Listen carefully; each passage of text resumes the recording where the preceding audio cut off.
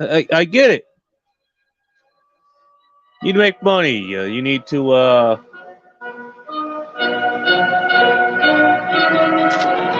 you need to get that ad revenue. I get it, guys. Don't get me wrong. But for fuck's sakes, don't put 198 fucking ads into your damn thing, into your music. Jesus Christ.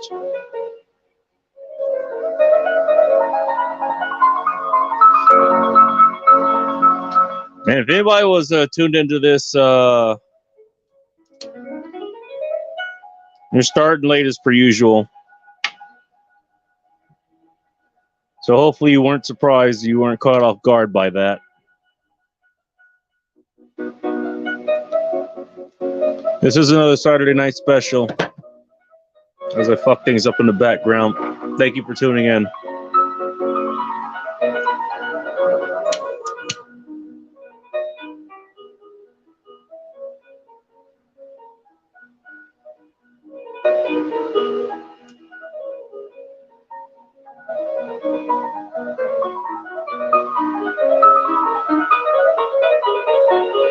Some gargling with, by the way, I totally fucked up, and I did not remember to get the cigar that I wanted to. It was Rocky Patel that I was talking about. I think it was earlier today, actually.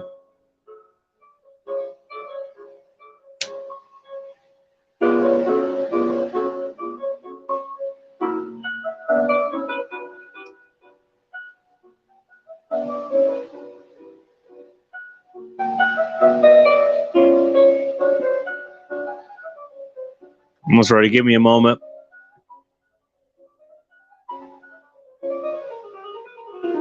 All right. Should be ready to go.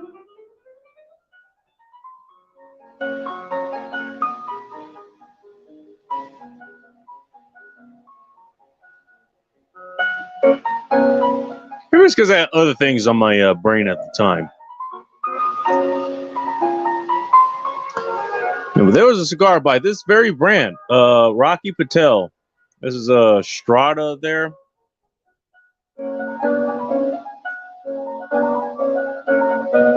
See that?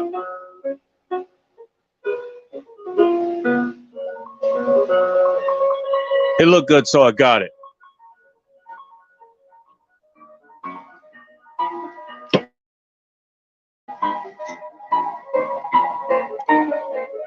That and quite a few other ones. I replaced my Project 40. That's going to be going back into the vault.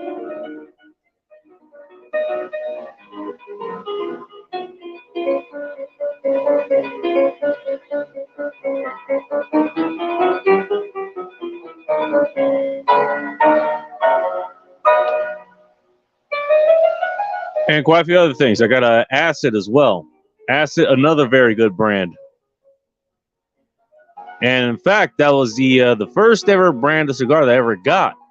And one of the reasons I got it was because it came in its own little case, and I figured I can get other cigars, not thinking that, you know, for women, just like dicks, they all come in different shapes and sizes. But may not exactly fit. I ended up breaking it anyways because it was glass. Pro tip: do not get a glass, container for your cigars. Ask me how I know.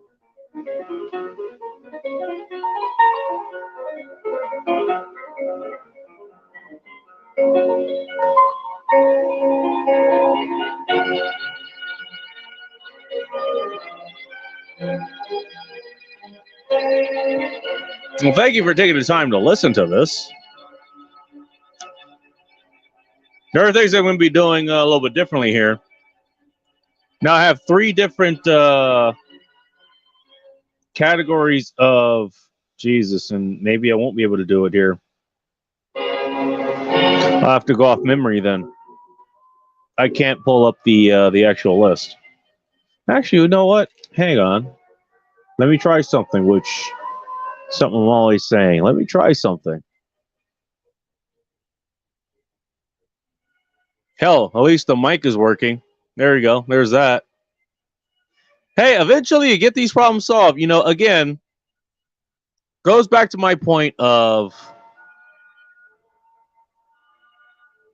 you know what, you walk the path that's less traveled, not only going to run into problems that other people don't have, but those other people who are on that path, they're still going to make fucking fun of you for doing that. You know, we've already talked about that ad nauseum.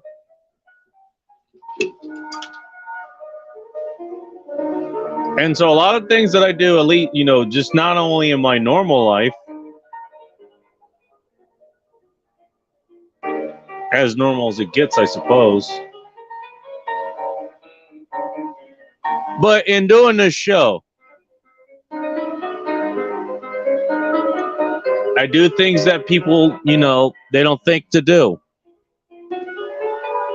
And so I run into problems that no one else has.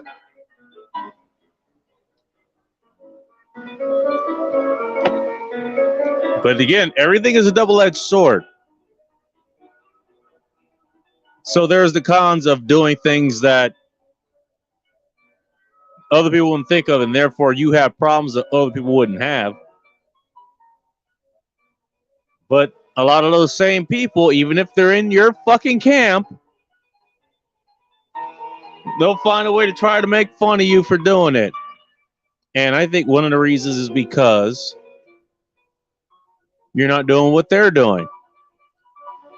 What you're doing makes them uncomfortable. It's different. It stands out. And unless they like the product, they'll find a way to shit on it. Now, positive is once you start figuring that out, once you are done pioneering that and you find a way to make it work for you, then it becomes a superior product. I'll give you an example from tonight, and I actually found a workaround. So I win again, as per usual. Tonight, you know, as a lot of places, I walked into this place and a vendor of mine, and I've only been there once before.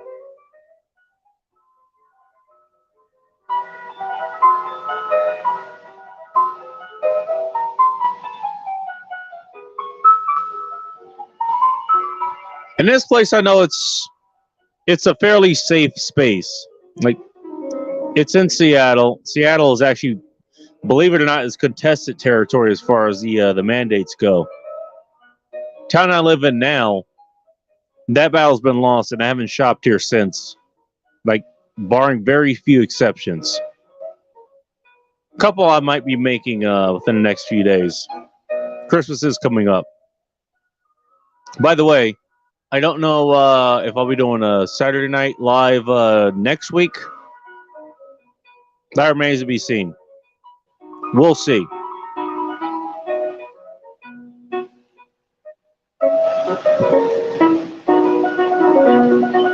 As I bump the mic again. Hell, another little fix here that we did. Apparently, I bent the mic to a point where, like, it was hard to get it up to the level that I have it up now, where I feel more comfortable having it here. So, make sure that my voice is getting through as best it can. That took a little bit of engineering, but it made it work. And that was the point I was making. You know what? Once you get there, it's going to be a harder road because you're the one taking the machete, like cutting through all these bushes and trees and shit, while everybody else takes the paved road. But once you get through that, you're in a much better place than they are. And the reason a lot of these people end up doing all this shit and making fun of you and all this stuff, even if they're well-intentioned, they're not willing to put in that kind of work. It's easier to sit on the sidelines and criticize and talk shit and all that stuff. rather than being in the trenches yourself. What can I say?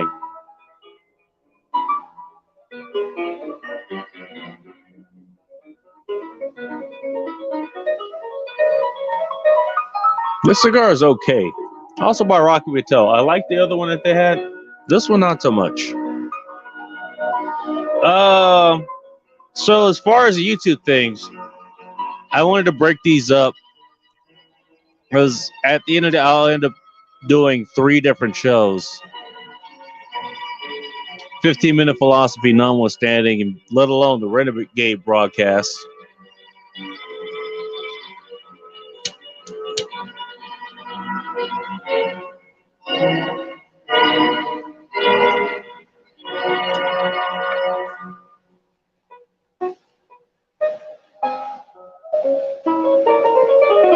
I think I fixed the lighting issue, actually. Actually, I do want to try something. So I'm not being completely whitewashed. That's nice. That's good to know. Hang on. See what this looks like. Be right back.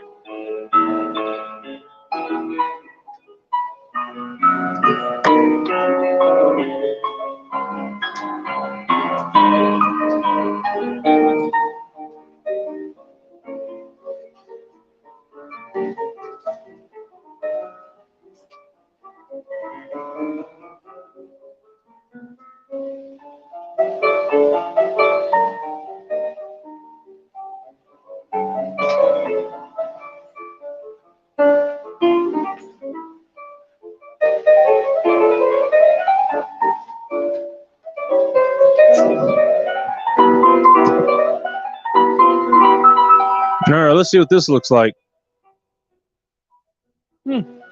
That's not bad. I just kind of like that a little bit better. Have a, let's see. Shows a little bit too much light, actually.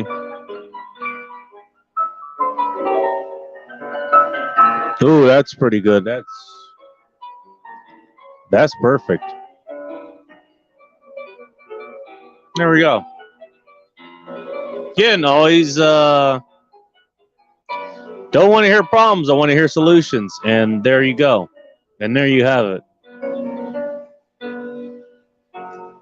So I went and grabbed the stand-up light that used to be the light that was in the living room of the second-story basement.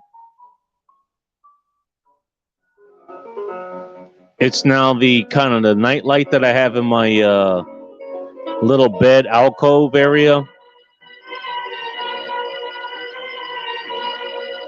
So now I guess it doubles as a kind of a backlight here. This is around a little bit.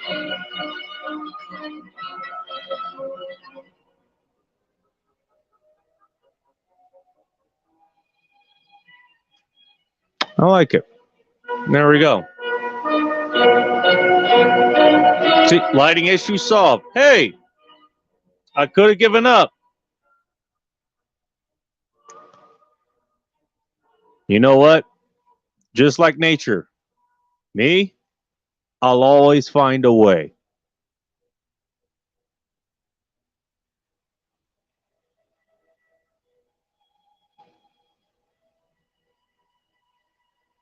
Let's read off the sponsors of this particular show. What I'm doing for the YouTube now. Let me explain this. So, Laughter Humanity Show, it will be back. I do not have the funds to get the equipment that I need to make it the show that it needs to be. Same will go for the End Times Report and probably this one as well.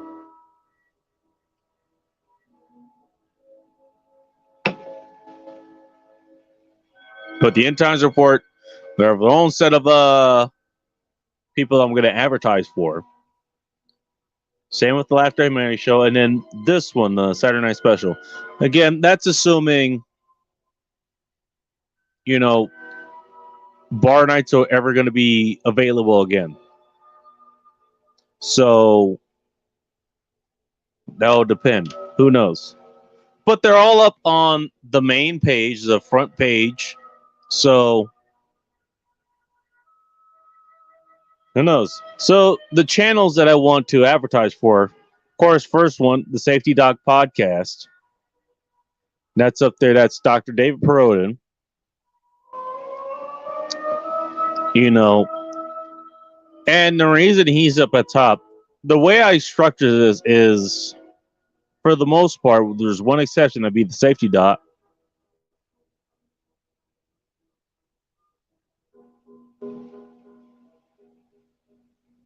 Is the ones that have like the least amount of viewers or subscribers or whatever. Which I probably should put my own fucking channel up there. Actually, I think I will. Because I'm Lauren, I think all these guys. But,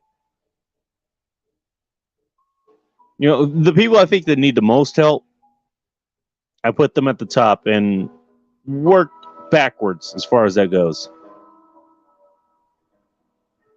And the reason I want Safety Doc all the way at the top, he's not the lowest, but you know what? All the work that he's put into this channel and the people he's had on, the information that I've learned off of it, other people learned off of it. It's ridiculous that he hasn't at least hit 1,000 subscribers by now. That man has put in a lot of fucking work, and he needs to be recognized. So, by the way, hey, if you guys are listening to this, first of all, subscribe to this channel. You know the drill. Like, share, subscribe, all that shit. Hit the notification bell. But go subscribe to, you know, these people, Safety Doc Podcast. I'm going to guess, unless you're new here, which that could be the case. Stop what you're doing. Stop this video. Go subscribe to the Safety Doc Podcast.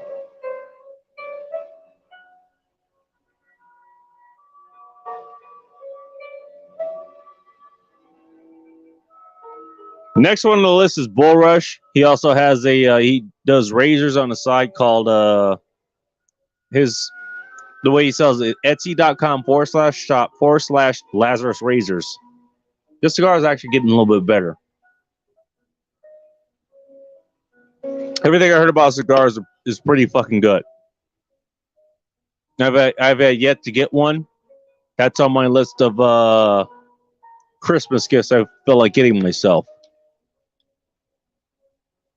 Rob says, this is pretty easy. He actually bought or he got it. I don't know how. YouTube.com/C/Rob says. Nick August, another guy who, you know, both Rob and Nick, they put in a lot of work on their channels. They put out a lot of good information, and I think they need more exposure. They should have a much bigger audience than they do now. So check them out. Juan, the Aztec Patriarch. Juan, if you're listening, and I'll talk to you about this offline. I have ideas of what things you can do that I think would help. I'm sure Juan, the Aztec Patriarch, he's pretty new. He's just now putting out content, and he's on YouTube. He's on YouTube, obviously. That's why I'm advertising him. He's been on Instagram, and he's also on Twitter as well. Look up Juan Cabrera. The Black Brigade. That's DT's channel. The reason I'm advertising him is because it's good shit to listen to. Think about him as I can't keep up with everything that he does.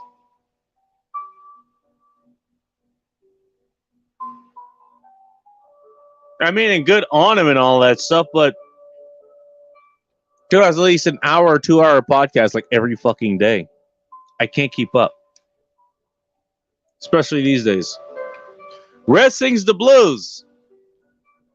That guy's made some major fucking progress. He's already almost to 1,000. And he's actually been helping me a little bit in the background. I'll be consulting with him to figure out how I could do what he fucking did. Similar vein, Chris Von Erich, who has he did the same thing. His handle, Chris Von Erich. Yeah, you go to my front page and you can find all this stuff. I've been a guest on his show multiple times. And, you know, he does seem to actually like what content that I bring there, which is good. I'm glad to have that. Now, these guys don't need too much help, but I wanted to include them anyways. Masculine Geek. They're live every Wednesday.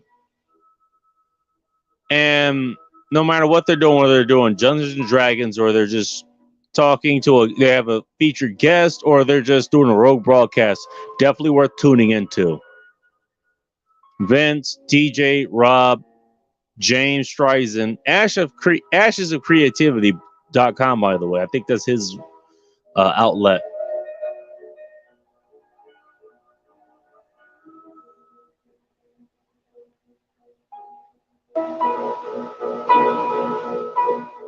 Always a good time tuning into that.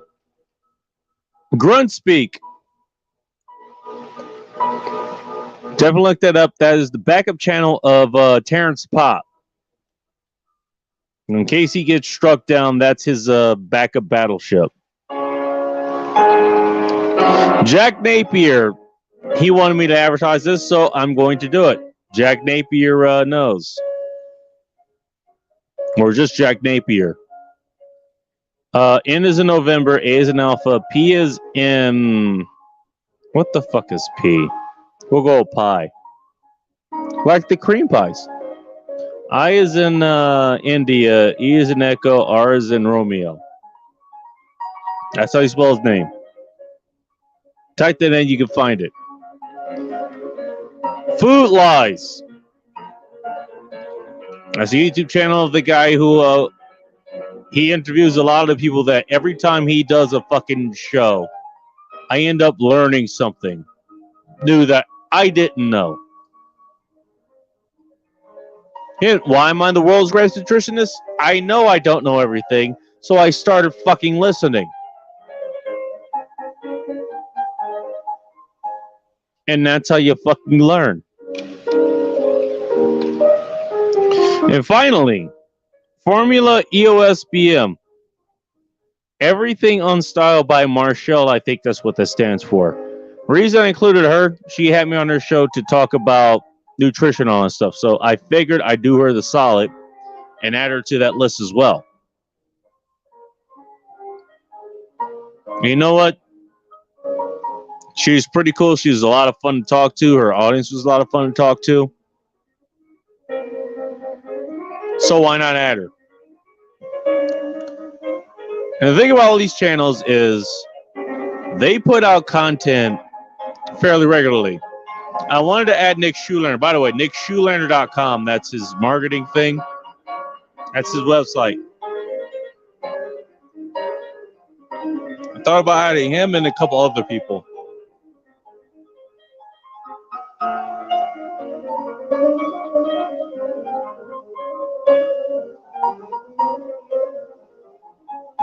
And I did, and it's not because I don't like them or anything. It's not because I don't like the content.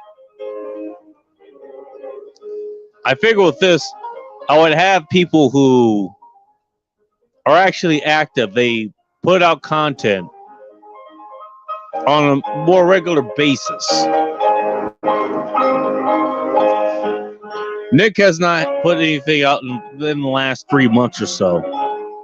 So he's a pretty decent subscriber base, but he's not putting out content, so there's no real reason to actually promote his work, at least as far as that goes. His website, sure. I'm sure he could use even more referrals, you know, and all that stuff. There's just no point in putting his YouTube channel up there. Plus, all this shit takes space.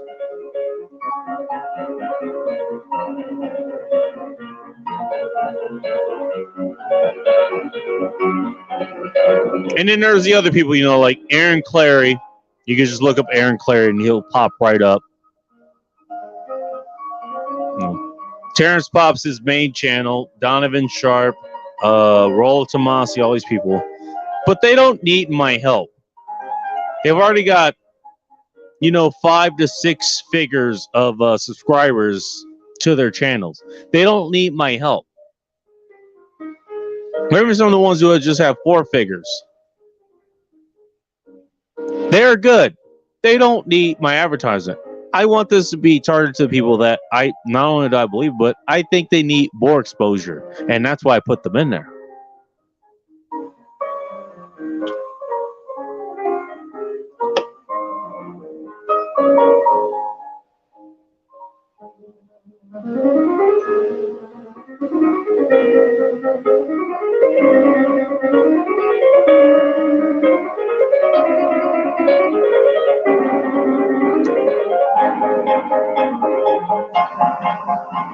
So there you go. There's advertise for them. Definitely go check them out. I do, so I can recommend them. There's a couple other people that I will be checking out at some point. And as soon as I do that, then they can get added to the list. Because the list is long enough already, right?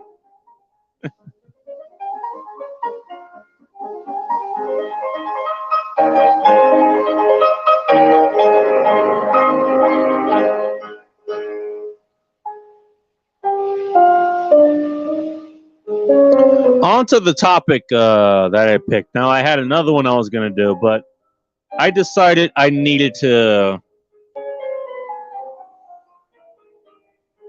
This one, I could do a quick and dirty on it.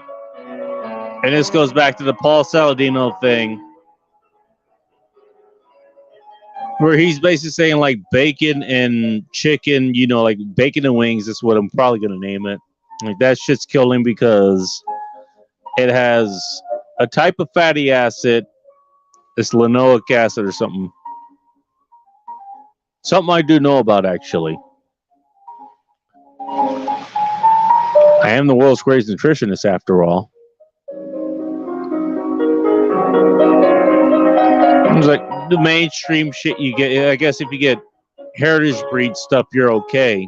And if you can get that, then definitely fucking go for it. Nothing wrong with that.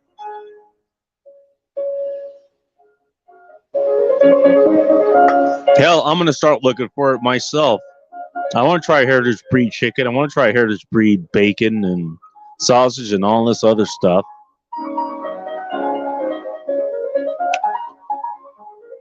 But he's been railing against that for like the last few months.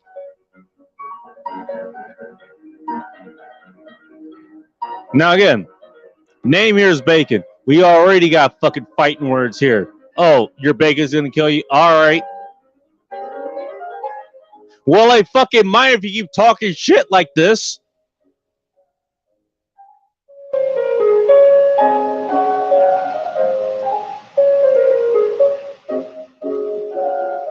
But I figured I'd do my actual due diligence on this.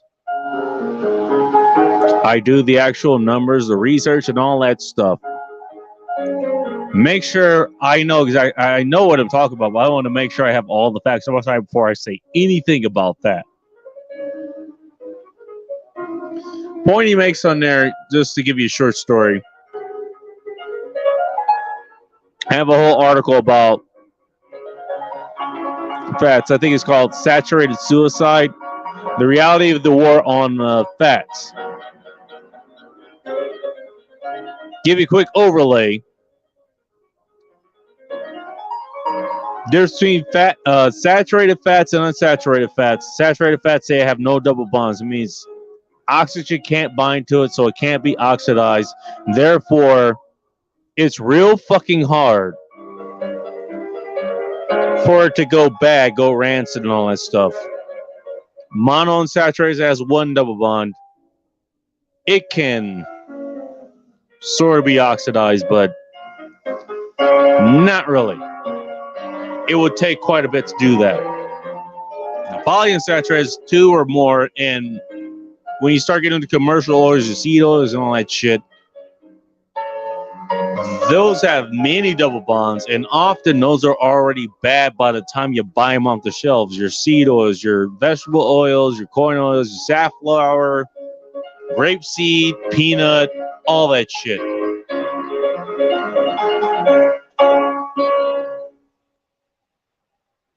So that's the shit that's bad for you. I would say it's one of the worst things. I have, what is it, several articles that points out the greatest ruin fast food, and that's always at the top. That's one of the worst things. You can have fucking bread. Not the greatest thing, but just having a sandwich every once in a while ain't gonna kill you. You could have sugar, form of fruit, maybe you want a cheesecake, whatever. Just that one slice of cheesecake ain't gonna kill you. Those vegetable oils and shit, worst fucking thing you can have. And that's the angle that he's getting at. But he's talking about, you know, just commercial grade stuff, commercial grade chickens, commercial grade pigs. I guess where you're getting pork chops or bacon or wings or chicken breast or whatever. I wish you were thinking chicken breast that doesn't have that much. The reason they are titled as a health food is because they don't have that much fat in them. So you'll be getting less fat there as a total anyways, compared to, I don't know, chicken thighs, which I usually go for, or wings.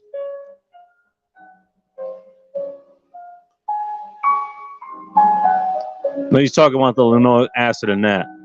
And I have yet to do the research, so I'm not going to talk too much about that. But compared to what everyone else eats, I don't think that's that big a concern. I'm actually going to be trying his particular diet. Just steak and eggs. I think he took a swing at commercial grade eggs too, which I might just go ahead and ignore. I don't know. We'll try it. See what happens. I'm no stranger to new diets. But I think he's going just a little bit too far. And so we'll do that, but I want to do that properly.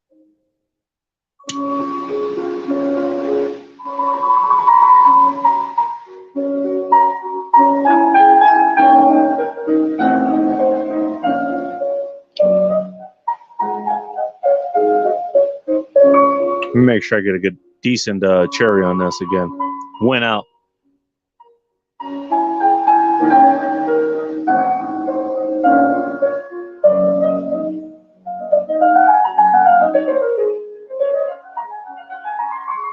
Cigar ain't too bad. Nowhere near the other one that I had the other night was, though. I'll tell you that right now. But not bad. By the way, every household should have a butterfly bottle opener.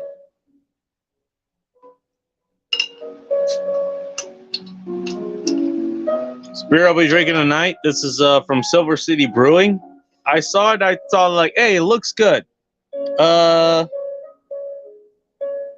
Shadow Magic Imperial Ale.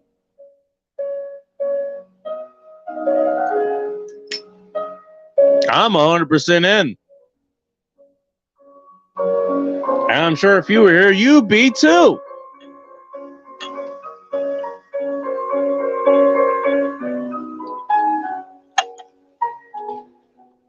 That looks good. I'm kind of glad I started doing video now. I get to at least share the visuals of what I'm doing here on my end.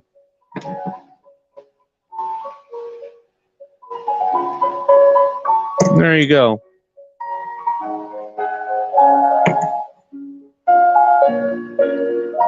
I'll tell you what, this is another thing that I couldn't really do at the old place, at the second story basement. wasn't enough real estate to do what I'm doing now. So again, just being glad on how this year went, things that happened, and the consequences and results thereof. I'm glad things went the way that they went. Sure, I had the place that I thought was one of the best places you could have, and it was. Don't get me wrong. But now, because of that incident and all that stuff, I'm in a better place. And now I have this. That's great. I love it.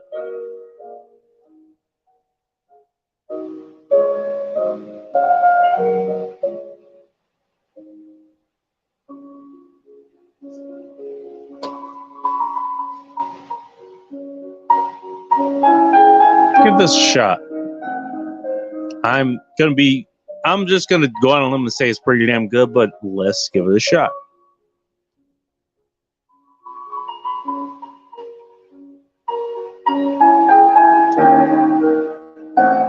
Fuck Imperial it is. It's smooth. Holy shit, that is smooth. There's some nice chocolatey stuff to it. I taste some kind of berry to it as well. Let's see what it says. Inspired by the traditional foreign extra stout style, this dark ale brings deep, rich, malty chocolate flavor. There we go. And a velvet smooth body.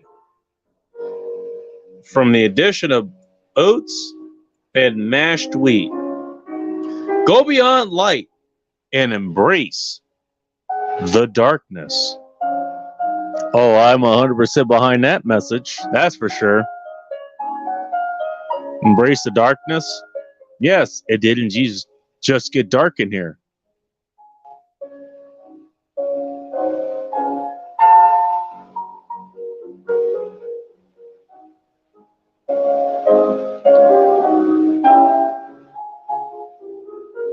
Love it. It's good. I'm taking another swig.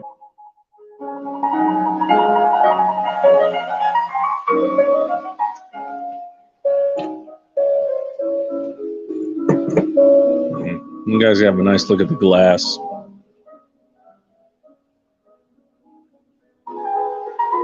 On to the topic that I actually wanted to cover. And move this out of the way.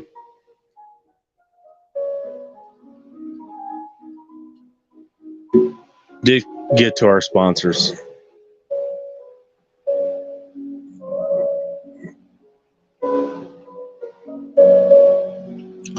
So that thumbnail that I have put up on this particular video, it was something that I ran across. I can't remember. I think I just woke up real early, and for whatever reason, I ended up on Instagram. And it's one of these accounts that was a Martial Arts World or something like that. You can see it. It's on the. It's the thumbnail. It's to this. You can go follow them on Instagram, and they have a lot of good stuff that's that they'll put up. They don't post very often, but they I do like the stuff they put up. Hence why I follow them.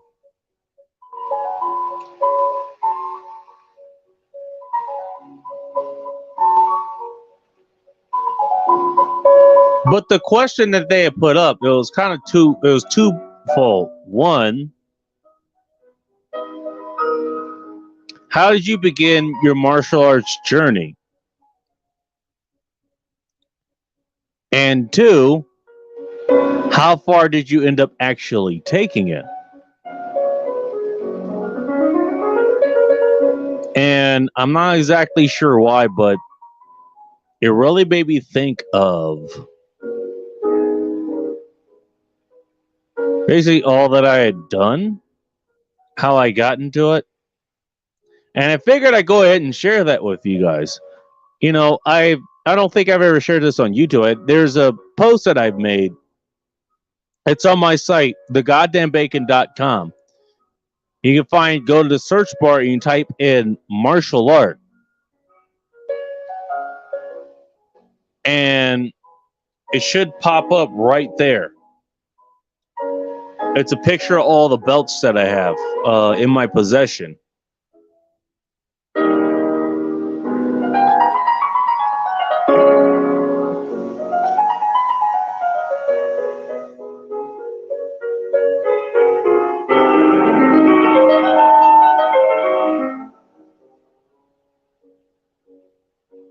But I gave my answer to him, whoever is running that account, and they didn't seem to like it. But I thought that would make a nice topic for tonight's show.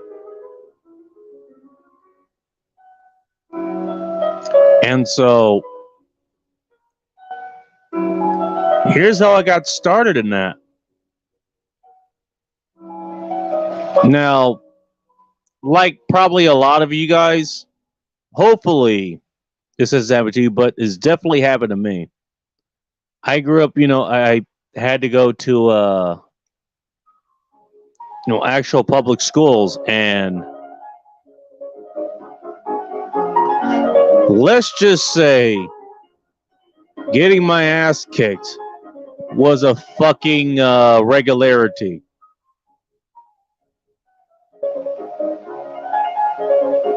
And by the time I got to the age of 15, I gotten tired of that shit. Now, the family that I grew up with, my mom and her dad and all that stuff, and her new husband and all that stuff, my pops, that's what I call him. The guy who stepped up and helped raise me. And you know what? You can say whatever you want about him, but I appreciate the fact that he actually did that. Words are hard. Is there a picture version? Okay. I don't know. I have no idea what you're talking about, Bull Rush.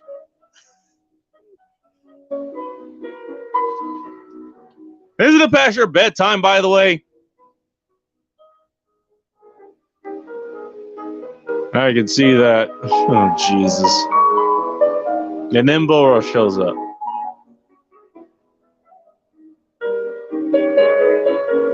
If you want to join, let me know, and I can put the link in the chat.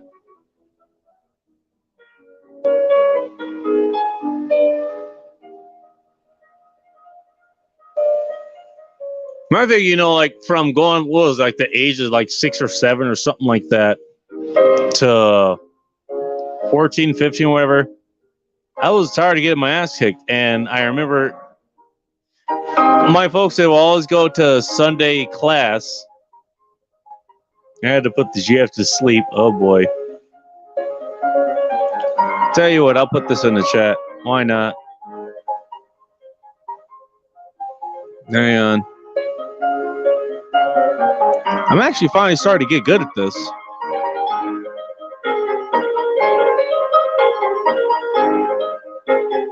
There you go.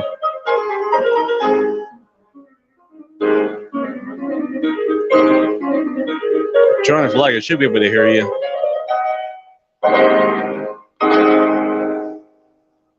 On my, I imagine other churches, they would do this. They have pamphlets to kind of tell you what's going on, and they would show you other stuff that their property would do. And one of the things that they had was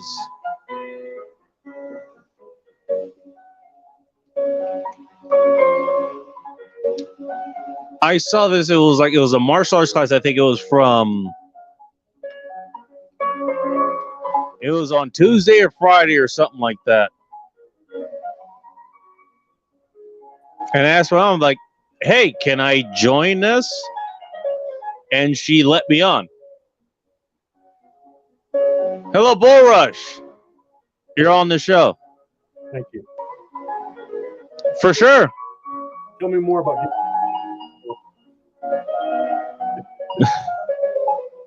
The hell are you up to?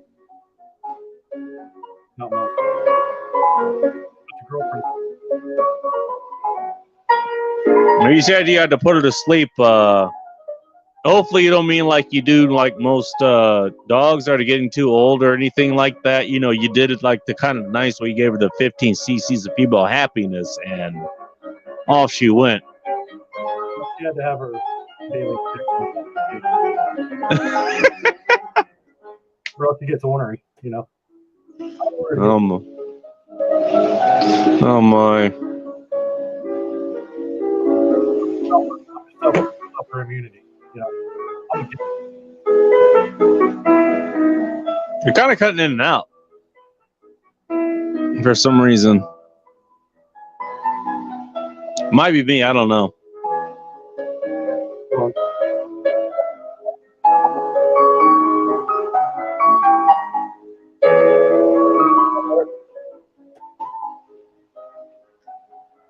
Let me turn this down. Thumbs up. Shit. What's going on there? No, it looks good on my end. How's that? Is that better? That sounds better, yeah. Yeah, I turn up my gain and stuff. Oh, audio issue. Okay, got it. Hey, ask me how I know about audio issues. It's not like I don't get grief about that like every fucking day or anything. Well, you're kind of a walking electromagnetic field, dude.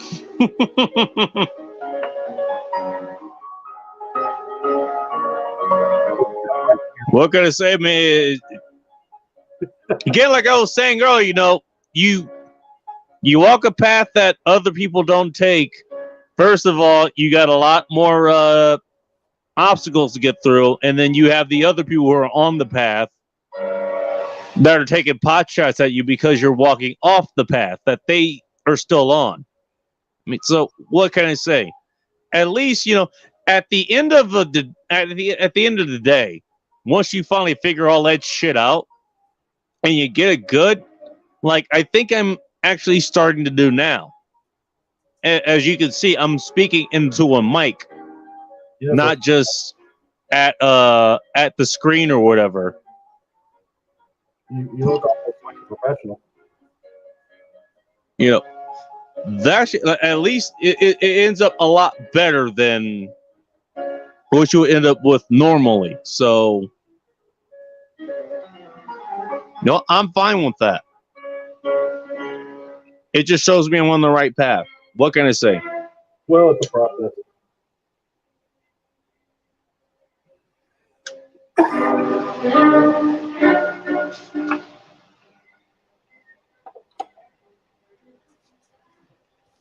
Actually, if you want to give me a couple minutes, I can set up my green screen and stuff too. Sure, do whatever you like. I can talk to you face, as it were. You know, like No. Hey, I have been doing that for the longest time. Just kind of doing the avatar thing, and I don't know if you noticed. I actually talked to Doc. Actually, again, safetyphd.com. Me and him, I didn't know it was gonna last this long. I just kind of sent him a text or something like, "You have a couple moments," and wanted to talk to him about this. And we ended up in like a 2-hour conversation on whether I should be doing what I'm doing now. Yeah, Doc's a pretty cool guy, man. He's like low key awesome. Like, oh yeah, I've talked to him for several hours about stuff, and the guy really, yeah, the guy is just like, well, we went over some of his past history and stuff, and it's a bit of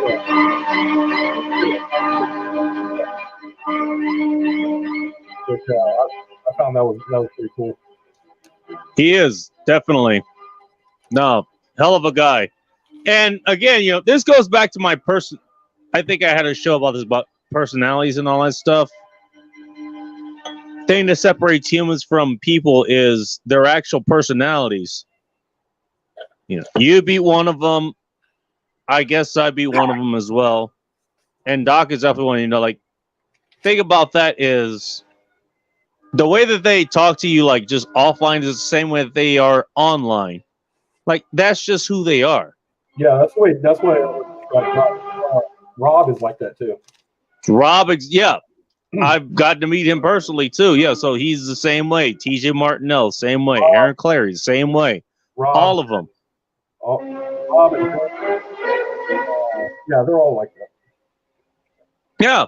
Who they portray themselves at online is the same as you will see in person.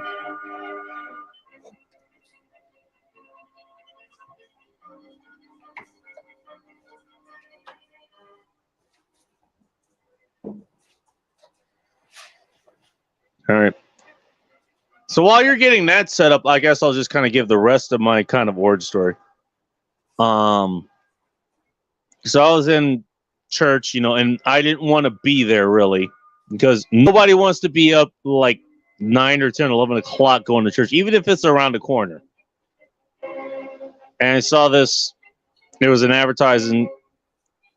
What was it? Divine Soldier Martial Arts program or something like that. DISMA, that's what it was.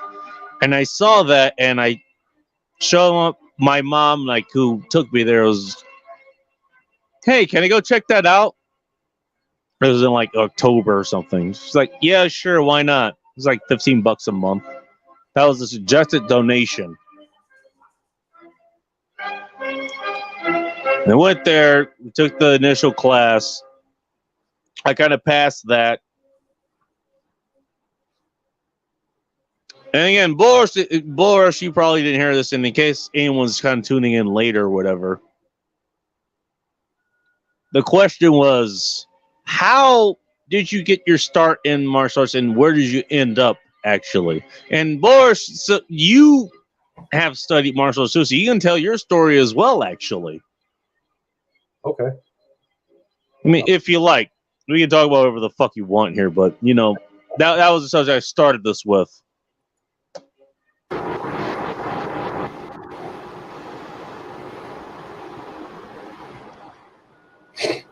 As he starts belt sanding shit. Okay.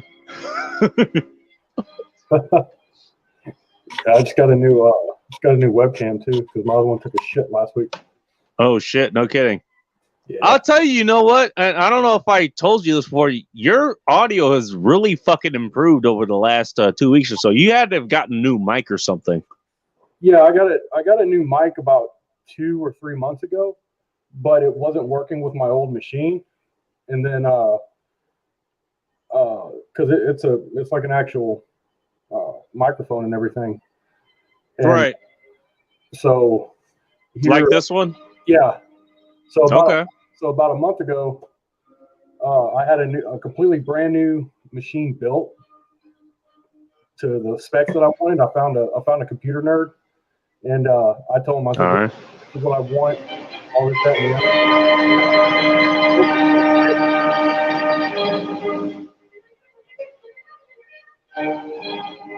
Usually it's my internet that's an issue. This time it says maybe he's still going through hurricane season. What's wrong? No, you were kind of cutting out there. Ew.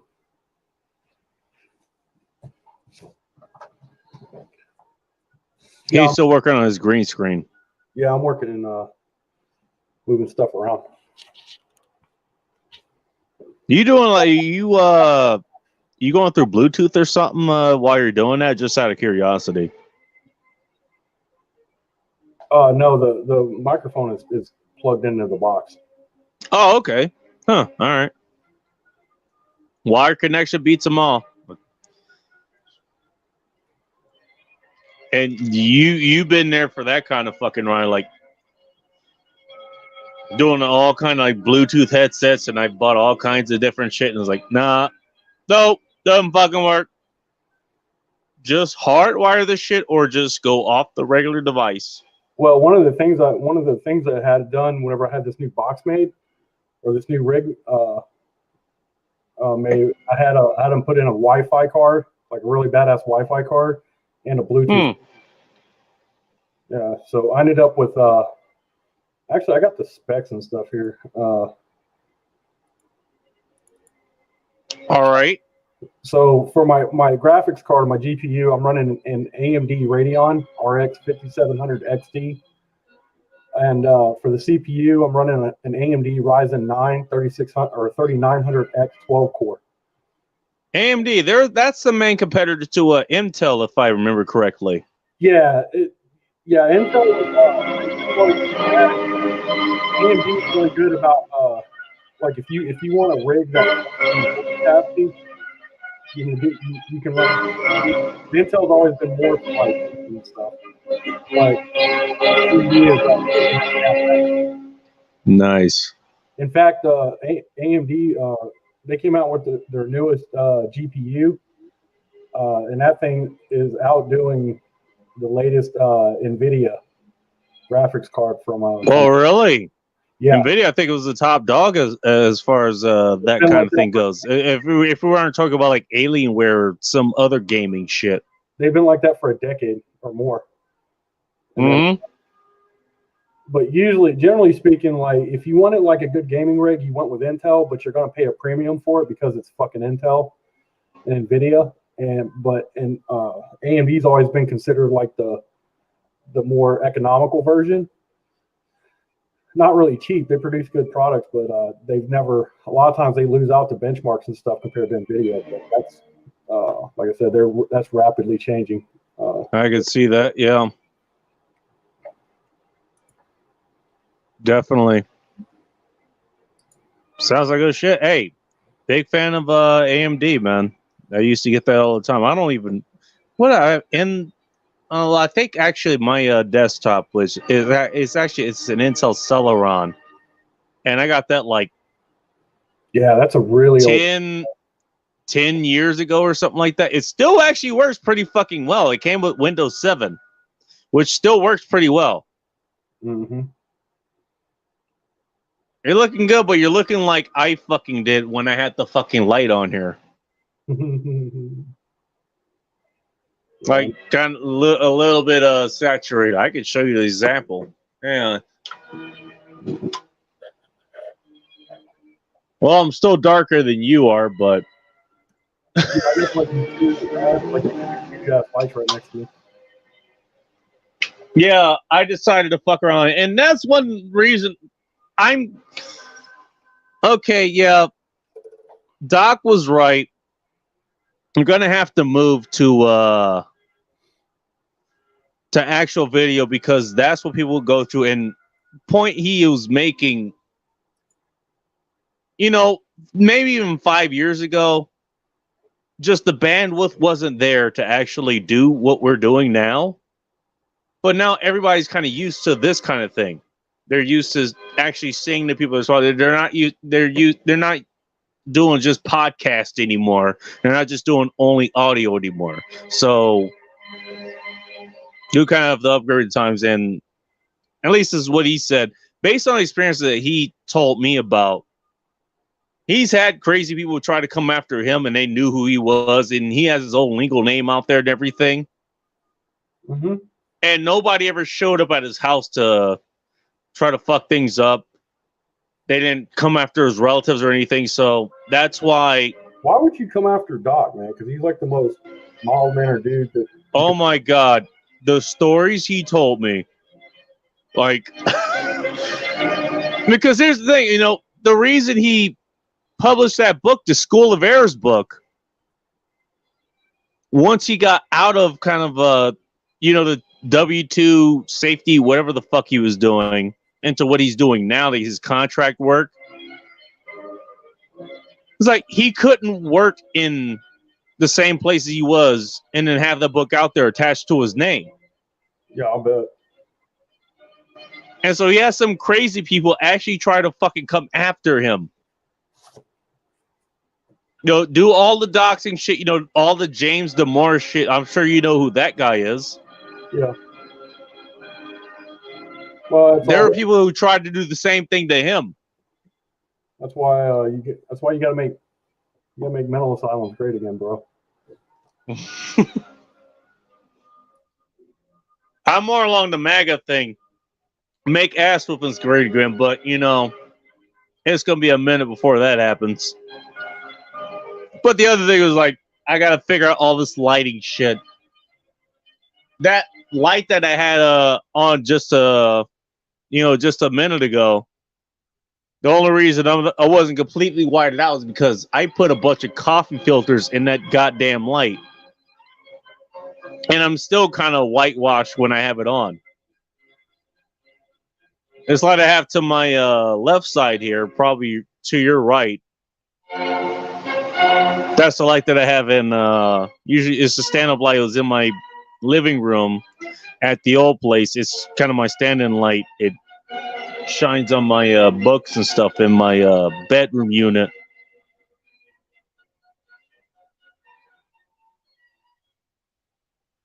So now I'm having to figure all this shit out. But hey, you know what? You gotta adapt with the times. And look, people want to see who the fuck they're talking to. So you gotta give them what they want. Yeah, that helps. Yeah. And you've done that for a long time too. You're fairly secretive about what you do. I know. Well, I know the city you live in. I'm not going to speak of it here. I think you've talked about it before, though, so probably okay. Well, that was my last job I worked at. I worked for the state, so you could fairly easily look up what I did and stuff.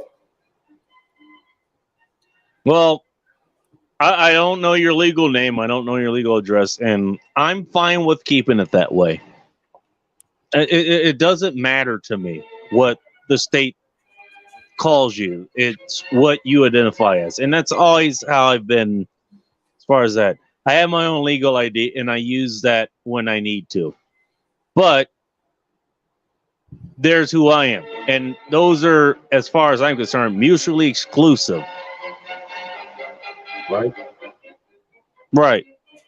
No, so your legal name's not Bacon? That's weird. I thought about doing it. I really did.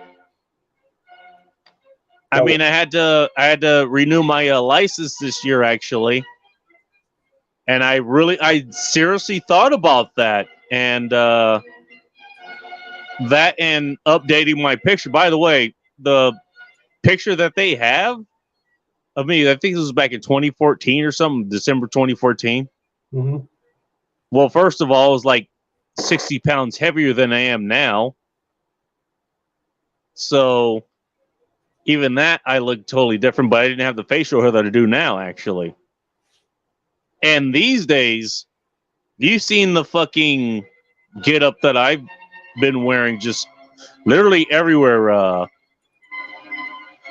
I'm pretty much just covered up. So only people who I actually trust, they know what it looked like this.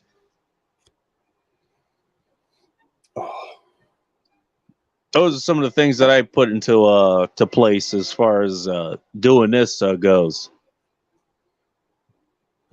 That was why I asked that question in the group chat on Twitter.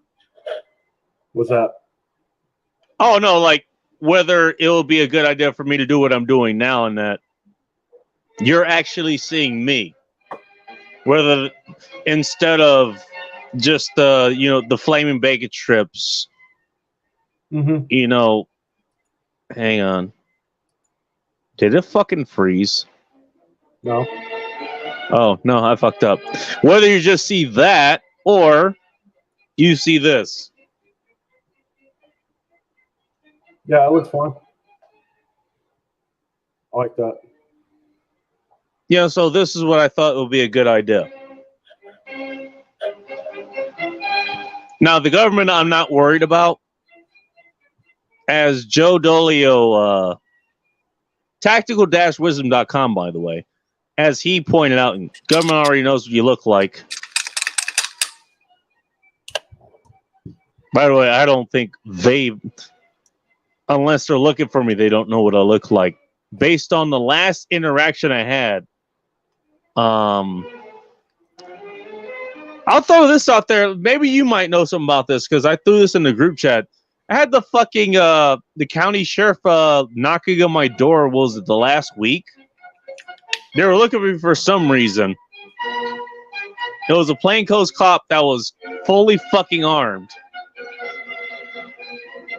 He had like the fucking level 3 vest and the utility belt with the gun and all that shit. What the fuck did you do, man? I don't know. I didn't do anything. Hell, the only thing I have in my record right now, I have a speeding ticket in California that I need to take care of. And that was from last year. And I had it was a traffic camera ticket that I just fucking paid off. And that's it. So why this guy showed up, I don't know. And what they said is maybe it was process servers, maybe I was a witness to something. And fuck if I know what I was a witness to. You didn't answer the door, did you? Hell no. Deny engagement, Kundo, man. Yeah. Because I mean, I'll be honest, I was awake for whatever reason. This was like at 10:30 or something. And usually I'm asleep around that time. Yeah, if you did something wrong, they would have knocked your door down, taking you. Cops don't ask. Good luck knocking this door down. They'd have to actually have a door breacher for that. They'd bring one if they needed it. Yeah, I think you're right. But this was kind of it wasn't even a police knock. It was kind of a polite knock, you know? Oh, yeah. It wasn't an authority knock. Yeah. But he ended up questioning my building manager who lives below me. Say, hey, what kind of car does he drive? When does he normally show up here? And when is he normally here? When is he not here? All this kind of shit. Which I would think, maybe I'm wrong. If you're casing somebody and you show up in an unmarked fucking car and you're out there for 20, 30 fucking minutes before you actually show up, you would know. You're looking for me. You know the fucking legal name that I have. You were able to get into the damn building because the door was open. And you knew exactly which unit you were going after. You would know all the other information. You would know what fucking car I drive. He didn't know. That's why he was asking. Weirdest fucking thing ever. And nobody's been back since. Now, I would think, since he was asking those questions, he'd be back maybe like a couple days, 3 days, or whatever. He never showed back up. It's been over a week now. You're just not that high of a priority, man. Sorry to tell you. I guess. I don't know. I just decided to deny engagement, Kundo. I was going to call the fucking sheriff's department and find out what the fuck was going on. Nah, don't worry about it. Yeah, that was my thought. I have other reasons I need to call like the state patrol and other shit, but that's another thing entirely. Well, the thing is, I mean, you don't want to make it easier on them than it has to. If they really need you, they'll come get you. Or they'll find you. That was my thought. If it was really an issue, they'd be showing up a lot more often and probably with more engagement. And again, Joe told me this. John Still said the same thing. It's the guy showed up with the clipboard. If the guys were there to reference, first of all, it wouldn't be just one guy. It'd be a lot more other people. Based on what happened to my instructor at one point. This kind of gets back to the topic that I got. He had to deal with this.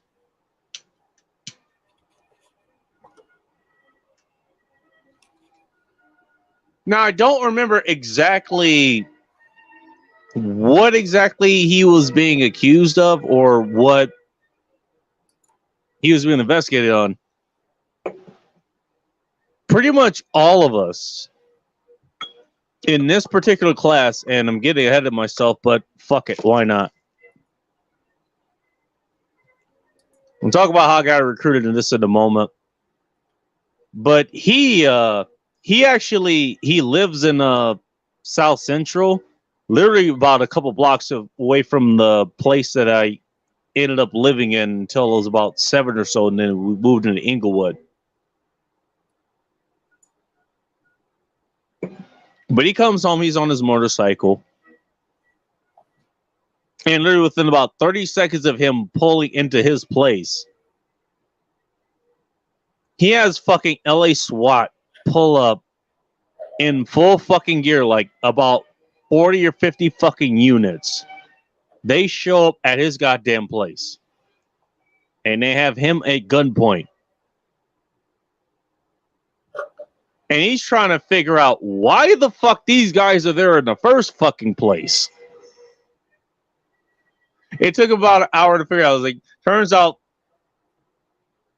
I don't know, they had profiled the wrong person.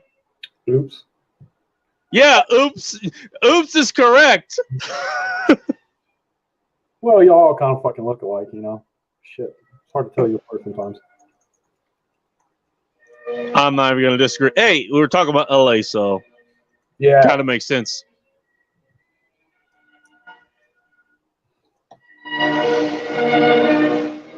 But they knew who he was. They keep tabs on, well, I don't know about up here, but at least down in LA, you know, when we were in this fucking class or, you know, this group or whatever, they all kept tabs on us. Inglewood PD, LA County Sheriffs, California Highway Patrol, all of them did. And so if there was any reason that we need to be investigated or like we could have been a crime or something, keep in mind, this hasn't happened too much by the time I joined their class, but when they're in Centennial Park and not in Rogers Park, where last I checked they are now, and probably just in my instructor's backyard because everything there is fucking shut down. And I can't imagine that he's just stopped teaching classes. So probably having it in his backyard. They knew where the fuck we were. So if they had to fucking come and actually do shit, like they came fully fucking loaded. Hey, they had a fucking helicopter overhead. Crazy fucking shit.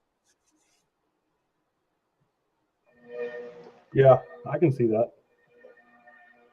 Well, it's like it's most it's probably the most fun or the most excitement they'll have for like a while. Cops like pull out all the stops whenever they do. Well, there's that too. Doesn't help. The class's reputation didn't fucking help.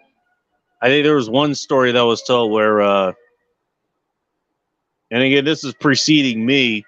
There's one guy who, I think he got pulled over and, yeah, like several officers or something. He ended up taking all of them on, and some other agents showed up, and he had a rookie with him. I guess he was like doing a ride along or something like that. And he was going to pull his gun and kind of hold him at gunpoint. And the guy who was shepherding him said, "Hey, don't bother.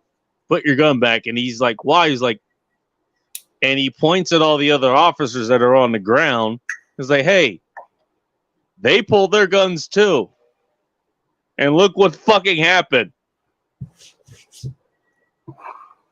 So how about we just fucking talk to this guy, actually? Like, he's not being hostile. He's just defending himself.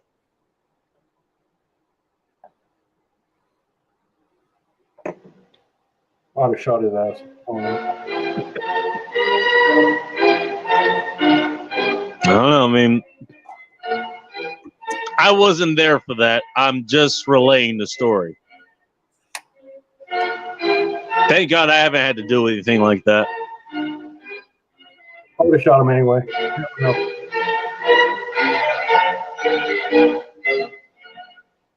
That's the problem, though, too, is that you can't. See, the problem is that you don't know if that dude is like, or something that can make him like fucking cock strong and erratic. So that too. You don't know what uppers these guys are on. You figure that real fast after you have to fight one or two guys who are high on PCP and shit, and cocaine. They don't feel anything. And even like with pain compliance and shit doesn't work on them either. No, you have to go with incapacitation. Mm-hmm. Yeah, you're right. There's pain compliance, and that'll work against, I guess, the average person, which I'm not even gonna fucking try anymore. Based on my interaction with people, you can't even threaten them with violence anymore, and they don't even fucking recognize it. So these days, I'm not even going pain compliance, but I understand it. I don't. Well, I mean, I've never been real big on verbal threats, because if someone is that much of a threat to you, like I'm just going to pull, because I have a concealed carry license, or I have a license to carry here in Texas, and I will just shoot you. But if you're a threat like that, I'm not going to say shit. I'm just going to shoot you. No, that's fair. And the only reason I even I'm not bring up, like using your words first, that at least you fucking tried. No, I don't do that. You know. So even if it's like a court case or something, you end up getting dragged in court or whatever, at least you covered your ass. Like, hey, back the fuck off, or bad shit's gonna happen, and they keep fucking coming. That tells you they're not listening. They have bigger things to do. So then you're totally clear to, you pull your concealed carry, or you do any other attacks or whatever that you need to do. And I've been a big thing of doing, preemptive strikes. Like, pretty much what you say, if somebody's coming after you and you tell them to stop and they don't stop, you're totally okay with pulling your fucking gun and shooting them, or pulling your blade and cutting them open, whatever it is, whatever your self-defense method is, tailored to whatever situation. That's the only reason I'll bring that up. Again, you're right. And trust me, we talked about this. I lived it. I did every fucking thing I did at one point, like it was a couple months ago, where I got attacked. I did every de-escalation technique, and it failed. So I think that's just completely fucking dead. All it is CYA. It's cover your ass. Yeah, all you're really doing with something like that, whenever you start making statements like that, is it's for your legal benefit. Like if there is an instance where someone was coming, or someone was in your face, and you say, look, and you say it loud enough that other people can possibly hear it. Like if you're in a crowd or something, you say, usually you say, stand back, you're making me, or you're making me feel uncomfortable. Could you please step back? And if they don't do it, if they advance towards you, that's when well, they have other intentions than to talk to you. It's like, yeah, I can hear you from here. Please talk from where you are. Yeah.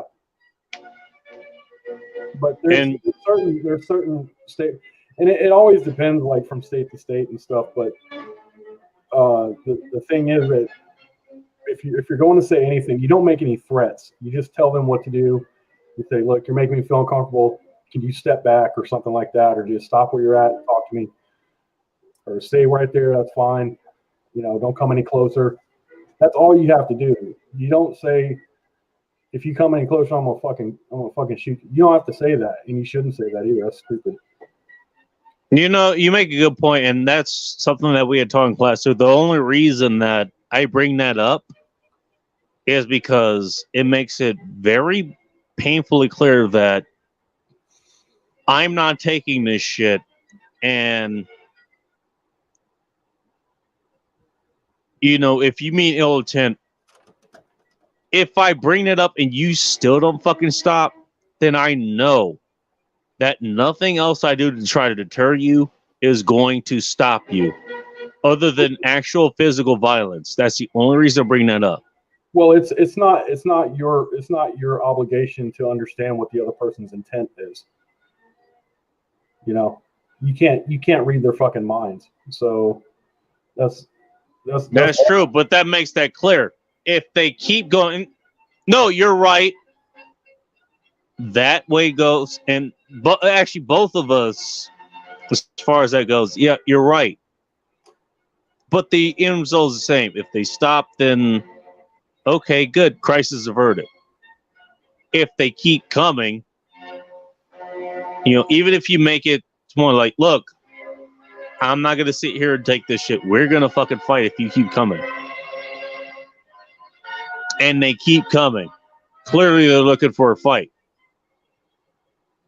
They're looking to do something nefarious. Let's just put it that way. Well, the reason I wouldn't make any verbal threats is because then that would escalate the situation. See, the thing is, if you have a concealed carry weapon, like a gun, or something like that, you're obligated to de-escalate a situation as much as possible. That's your obligation. You're not right. there because you're just a citizen, but you're allowed to defend yourself. But you also have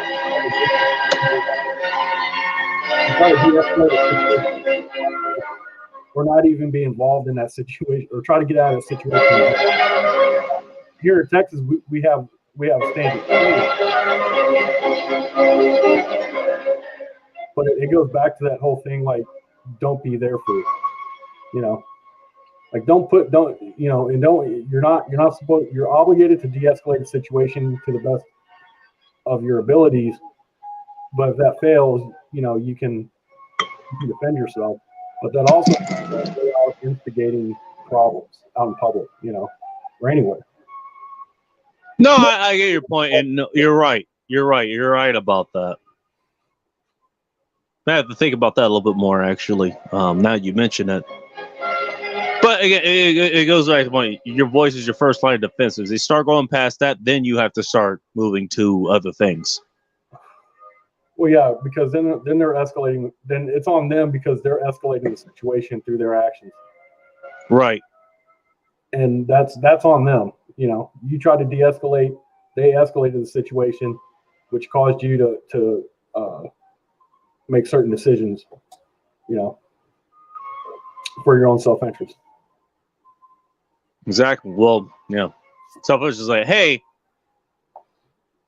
I kind of want to go home tonight. I got steaks waiting on me. Oh, yeah, definitely. Yeah, I mean, it's just little stuff like that, and the reason why that is mainly is because if you're involved in that kind of situation, if you have to show up in court, a lawyer is going to take you apart on stuff like that. Like, why? Because they're going to say, like, if you there were other witnesses saying that if they heard you say, like Bacon said, he told that guy he was going to shoot him. Well, that's not exactly de-escalating the situation, and it makes you. I see what you mean. Yeah, you know what I mean. You're right. Yeah, they can make it look like you were trying to instigate something in order to make something happen, and. I would say, look, I'm just telling you what's the fuck is going to happen, but I see what you mean, as far as legality goes. Prosecutor could spin that in a different direction. You're right. Right, and psychologically, if you tell that somebody, that's going to psychologically escalate shit in their mind, and you may not know what they have on their person. They might have a gun tucked in their back of their pants or something.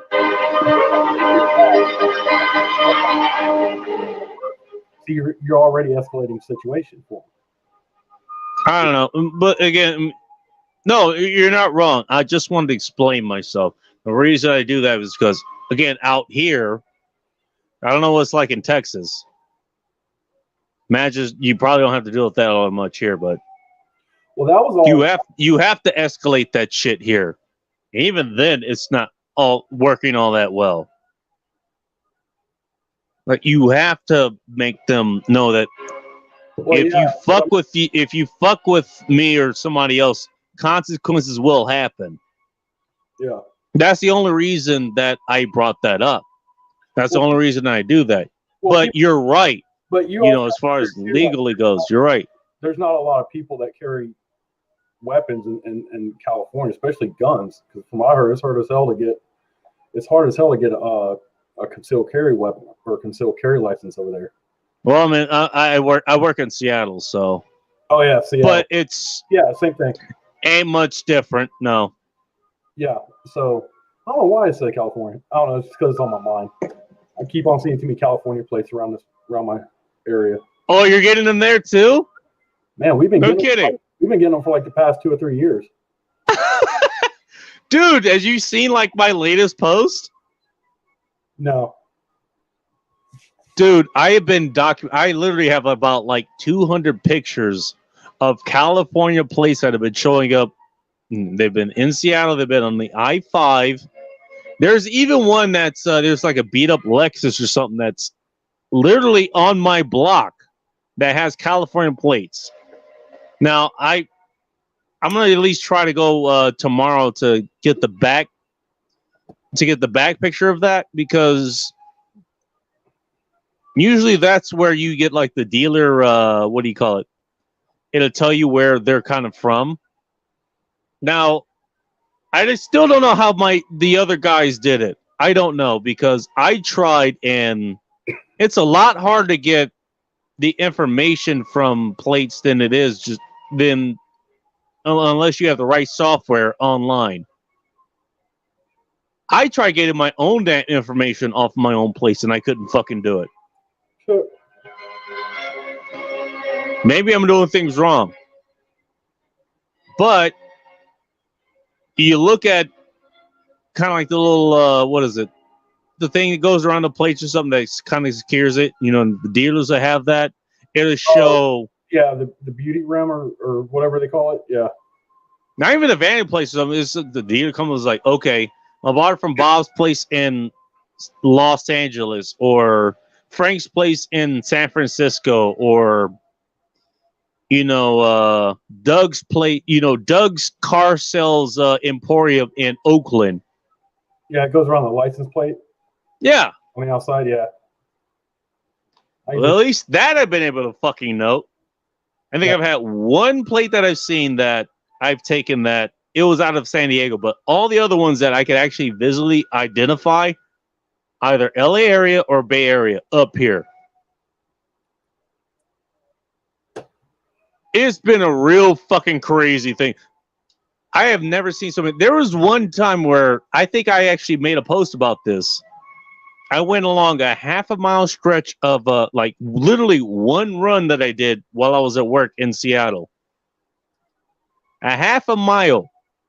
Within 10 minutes, I snapped 9 different fucking plates. That alone. Today it was what was it? It was 20 plates that I fucking noticed. It was on the I-5. And these are new ones. I remember these. Look, however my fucking memory works, I actually do remember which vehicles that I ended up seeing. I didn't count the ones that I saw before. These were new fucking plates. I saw 20 of them tonight. Wow. Well, the other thing too, though, it's like you also got to consider too that this is traveling too. Like, you don't know if those people are moving out or if they're traveling to meet up with family. Well, there's that too, and it's not like I'm just noticing just in California. There's other places. There's Minnesota.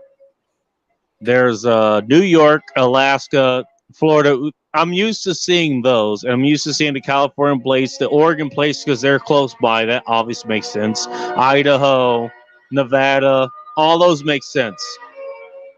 Because, maybe they're visiting people who are up here. They're going to move back. No, the influx of California places has been off the fucking charts over the last few weeks. It's been real fucking insane. Yeah. I'm gonna imagine the same thing is going on over there. Probably in Austin too. Although you're not in Austin. Austin has become a liberal shithole. Well, all these cities are, like all the major cities. Dallas, Fort Worth, Austin, San Antonio, Houston. They're all like electric shitholes to varying degrees. But that makes sense because they're big cities, they're big populations. There's a lot of people kind of crowded in the same place, and that's right. Kind of places where these things kind of happen. But if LA, that happens. If you look at like a county-wide map, of Texas, like a political map of county, Texas, like these large cities, they're all blue inside that county, but like they're all surrounded by like county. Most people don't.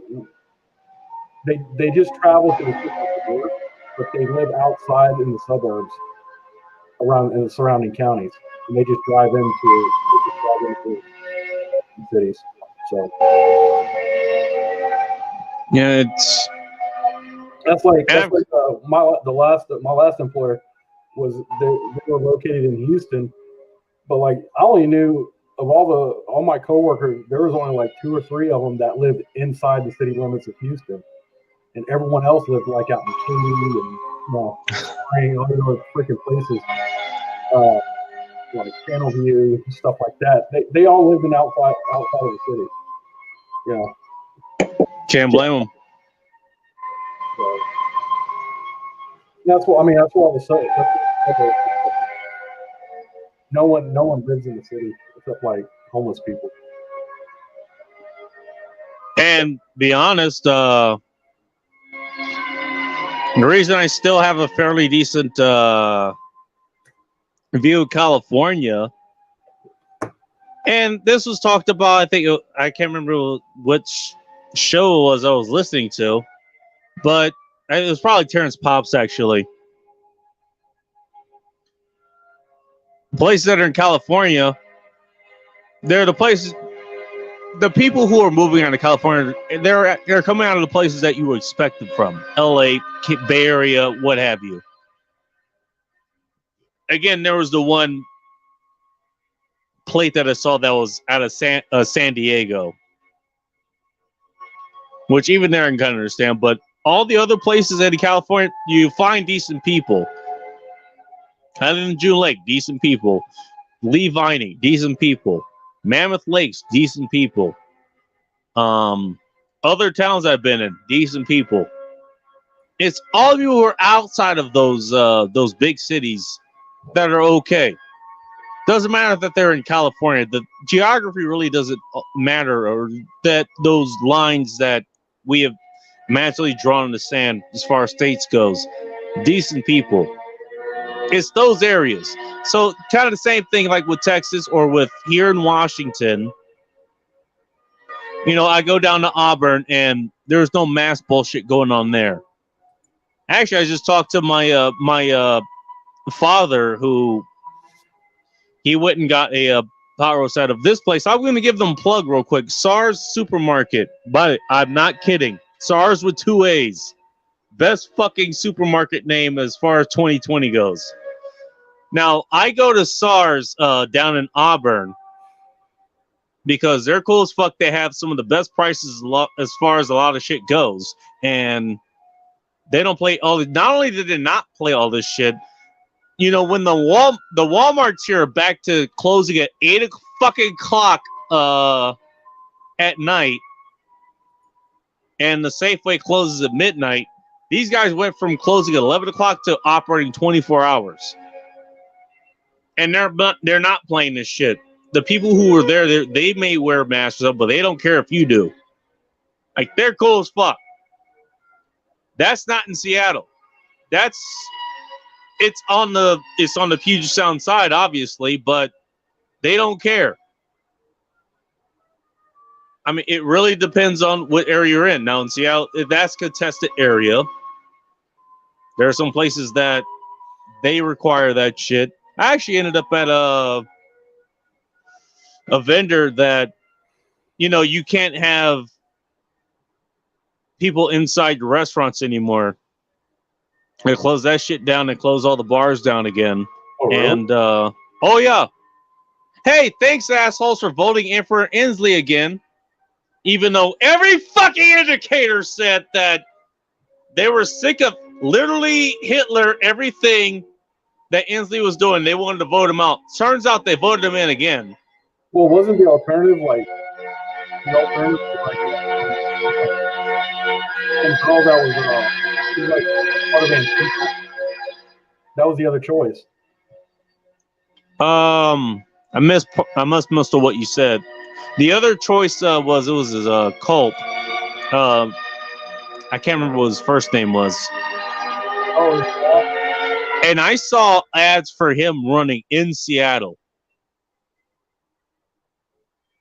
I saw maybe one sign that said they were in support of Emperor Inslee, but every other ad was like, "We want Culp in, we want Inslee out," and he got voted in anyways. And then cases, quote unquote, started going up again here, and then he closed off the fucking state again. I heard over in the UK, we're having they've made up this shit about this super strain of COVID. Starting to go Wait, what? Yeah, they've made up some bullshit about a more virulent, stronger strain of COVID in order to justify the lockdown. Was this in Texas? Or this just was this worldwide? I hadn't heard about this actually. It's over in the UK. Huh. In England. I actually just talked to somebody out there. What's her name? Your buddy Danica. Hertzlocker. I was just talking about, and I actually talked to somebody. Well, this is about a month ago, so probably outdated, but you get dirty looks if you don't wear a mask out there, but they don't deny you service of anything. I don't know. Maybe that's changed. Maybe that's changed recently. I don't know. It's just they're stupid because, like the county I'm in, we're wide open from all I know. Like we don't have any lockdown going on. The bars are open. The bars and stuff are wide open. But like 98% of people are in their homemade fucking face diapers, you know. Well, and that's what. Again, back to my point of 95% or maybe even 98% of what you said. They're going to do that, but at least they're not enforcing that on you. They're not making you do it. They're doing it up here. They don't have to because people are most people are living and they're local American people.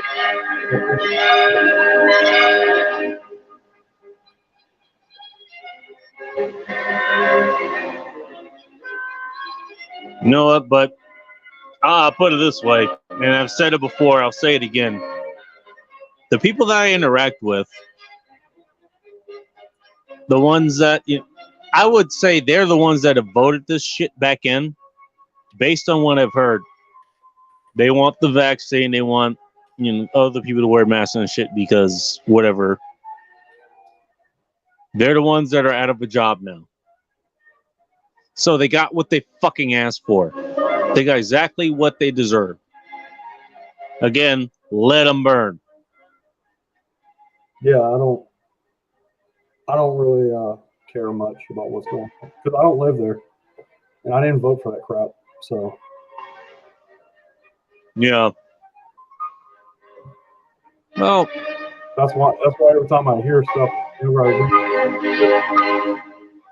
whenever I hear stuff on the cities, I'm just like.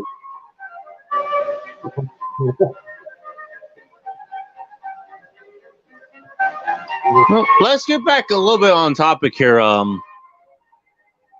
talked a little bit about how I got started. I don't know if you saw your ninja skills.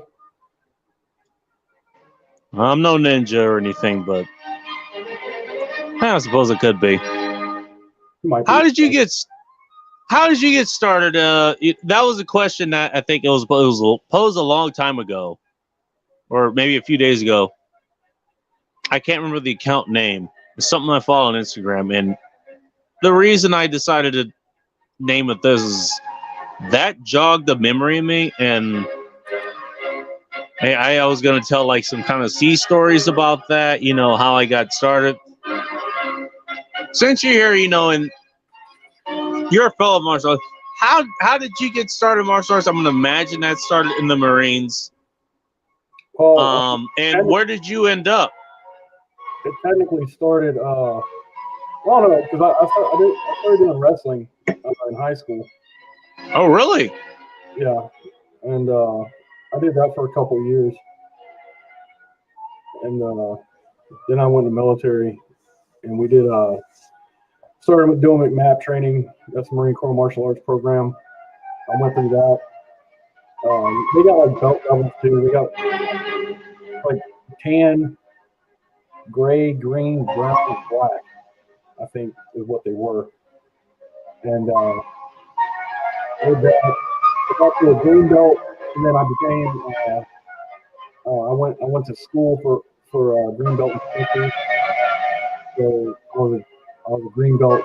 You went to a specific school for that? Yeah, you got to put in hours and shit to become an instructor. More than what you have to have the belt, and then you have to become an instructor in that belt, and that takes more hours. They don't make you like break boards and shit, on TV. They just more or less you gotta. I'll be honest, that's something I've done, and now you bring it up. Just a real quick side story. I think it was Yellow Belt. We did this. You do have to break the boards, and well, let's just be honest. They're kind of like part of it. It's not that hard to break them if you know how to actually punch. And I still remember my instructor. He asked if I wanted to break 3 or 4 boards, and I asked for 5 of them. I still wish I had this. I had a box that I made that I put them in. I asked for 5 because I always want to go beyond whatever the fuck they're doing. If it's worth doing, it's worth overdoing. And so he had the 5 boards. He's holding them up, and everybody else did theirs. He holds them up. I punch through, and the first 4 boards, they break pretty much the way that you would expect them to break. The 5th board broke into 4 pieces. It actually hit him in the face. I wish I still had the damn boards. It was fucking insane. No, but you're right. It would do that in kind of like karate. Now, decent karate classes or Muay Thai classes or anything like that, they'll focus more on the combat aspect. It isn't just like the kata bullshit that you would normally see in classes or anything. But they still did that in classes. So we did that. All right, please continue. Oh, we like.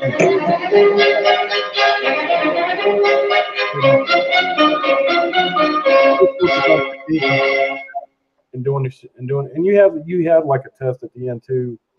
It's just where you did a review, and they would just have you. They would call out a specific move or something like that, and you perform the move. If you did it properly, then you pass for that. And usually, it's not really that hard. It's just you go through a few of them, and like if you practice properly and stuff like that, and you had your technique was correct, and it's hard. It was hard to fuck it up, Really? Well, yeah. I mean, if you put your hours in, you practice, then it's really not that big a deal. It's not that hard. Huh? You think with with the Marines, you're more likely to deal with combat than probably 99% of any of the people in the population here. Yeah. Well, I was military police, so yeah. Ask me how I know. Okay. Well, hell, even then, not only you say you were military police. Not only were you dealing with that particular program, but you were policing the fucking Marines. Not only are you part of the 99% that, the combat experience and hand-to-hand stuff you probably would need to know. Yeah. Now you're dealing with the 99%, the 1% that actually could fucking fight. So you think that'd be a little bit more important? Mm-hmm.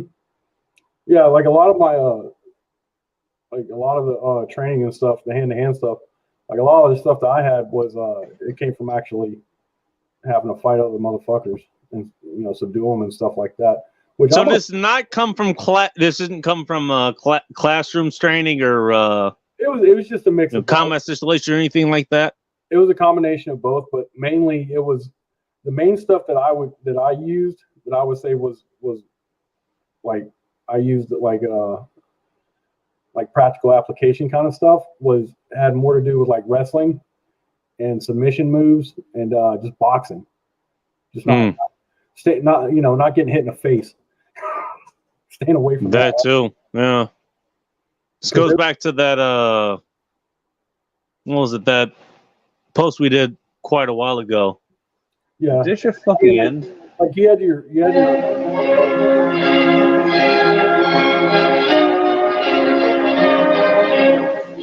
Sorry, go ahead.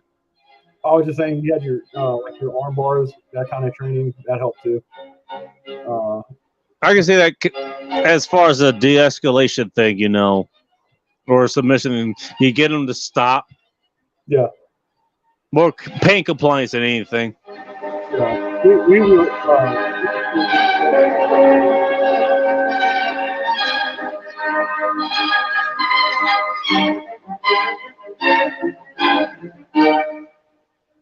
You still there? Yeah. Oh, yeah, you're there. Okay. Yeah, well, yeah. I was saying we could use we were still able to use chokeholds and stuff to subdue. You say you were still able to do that. I don't know if we do that. I don't know if they do that now. This is well, that's what I was going to ask. Is that still allowed these days? I don't know. Maybe. I don't see where the military would say no. It's not military law enforcement is a lot different than civilian law enforcement. All right. Yeah, makes sense. So as far as the question goes, the question was, how did you start? Though you said you got your start. You did wrestling. And there's no underestimating that. That does take a lot of work. Bro, it's a different skill. It's a different kind of a skill set than maybe you would want to use in the street, but definitely the physical aspect is still there. Definitely. Bro, when I first started, like that first season of wrestling, it was tough because you have to get a lot of conditioning for wrestling. Because if you're wrestling somebody, it doesn't seem like it, but it takes the piss out of you real fast. Oh yeah, well, I mean, and I've always been a big proponent of saying this. There's no bigger what do you call it? There's no more physically taxing thing that there is than fighting. There really isn't. When you think about running or swimming or it really CrossFit thing, fighting is the most taxing thing you could ever do. It really is, and I didn't find that out until I actually started wrestling and stuff. and the thing was, because like I wasn't like a fat body, I was playing varsity football whenever I was a sophomore. Nice. So you started better than I did. I mean, I was a fat kid when I started. I was a fat kid for most of it, actually. Well, there you go. You'd be a lineman or something, a nose guard. But I still remember. This is one of the things I wanted to bring up. I think I was still at like 230 or something. I'm like 180 pounds or 190 pounds or something like that now. So these days I look kind of lanky. I'm 6'2", by the way. So, and just based on the way that my body's built, like I kind of look lanky. Yeah. So you're 6'1", I think, and you're a pretty thick dude. Yeah. I don't know what your weight is, and it really doesn't matter here at this point unless you want to throw it in there. Like 212 or 215. I could stand to lose a little bit of weight. All right, and I think the lightest I've ever been. The lowest I ever got was like I think like. Hey, you're talking to the world's greatest nutritionist. I can help with that. No problem. I'm about to go. I'm about to go to the meat store tomorrow to the butcher and buy a shitload of meat. Nice. Yeah, but I look, can do it. Like I know how to lose the weight. It's just I like to eat, man. I like the way food tastes. hey, I'm the same way. But I need to like if I wanted to, like I know how to do. I know how to do stuff like that. All right. Because Hey. I did when I was in the military and stuff like that, and I got swole as a motherfucker. Well, hey, again, feel free to reach out. I have a lot of information that I think would be helpful. I reached out to a couple other people who they they've got a lot of other shit, the preparedness stuff, the martial arts stuff, but they don't have nutrition stuff there, and that's something I think I can actually help people out with a lot, and wouldn't mind helping you out at all. Well, Nick Schulander, he's reached out to me, and other people have, but whatever. I learned through just other Marines helped me out with that stuff too, and all right. I started getting working out with them, and a lot of that stuff, man, it's just like the nutrition stuff.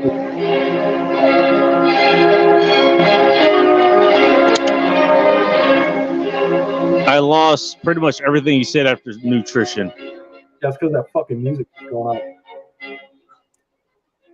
Hey, I'll turn it down. What are you listening to? That sounds like some homo shit. I like playing classical music in the background. Oh, sounds good. Play some NWA. I think it's no, that's not Mozart. I don't know who that is. Actually, no. It is all Mozart. Never mind. Yeah, that is Mozart. That's just something I like doing in the background. I don't know if you can hear it, but I have the exhaust fans going in the background. I was smoking a cigar earlier. Fans do make noise. So one of the things I decided to combat that with was play music in the background. Not only does it give me cover, like say like I'm gonna have to use the bathroom in a minute. So if I have to leave and there's like dead air, it isn't dead air because there's something playing in the background, but it covers that as well. You know what you can do? You can get like cardboard cutout of yourself and just sit it in a chair. Well, the cardboard cutout wouldn't be saying anything. That's the problem. We need again. I haven't been doing the the video thing for quite a while. This is rather new, as you know. So it's just been audio. So the audio is what I've been trying to cover for the longest time now. Yeah. Well, I see you got your microphone and stuff. This is mine, by the way. What kind of microphone is that, by the way? It is a JLab audio. It's their JBL, I think. Is that it? No, it's not JBL. It's JLab. Oh, JLab. Yeah, JLab audio. You can look it up. It's on Best Buy. And okay. Best Buy, Amazon have it. But this is their professional grade because they have 3 different ones, and this one is their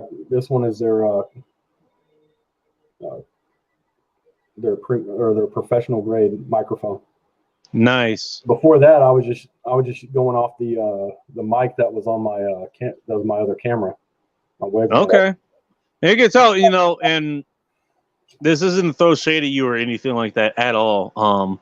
You could tell like there was definitely like kind of a quality issue. Not feedback, but you can hear kind of the echoes off the background of wherever the hell you're broadcasting from. Oh yeah. But over the last couple weeks, I'm gonna guess that's when you got the damn mic. Well, no, I've had the mic. The audio quality that you've been putting out there is sounded so much fucking better. It really has. Yeah, So you're doing like Let 'Em Burn, or you're on Red Evening or anything like that. It sounds so much better. I mean, I think I made notice of that like the day you actually fucking did it, whatever you had there.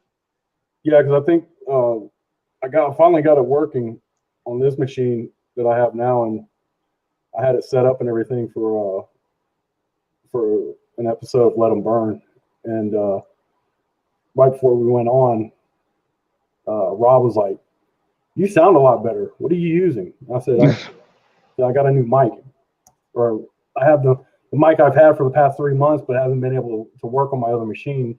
I got a new machine. I guess it was the audio drivers or something on the other machine were outdated or something, or needed to be updated, but it wasn't working because it would work. I got a lot of feedback. Or the settings are wrong or something like that. That's what I've been dealing with for the past month or so. Yeah.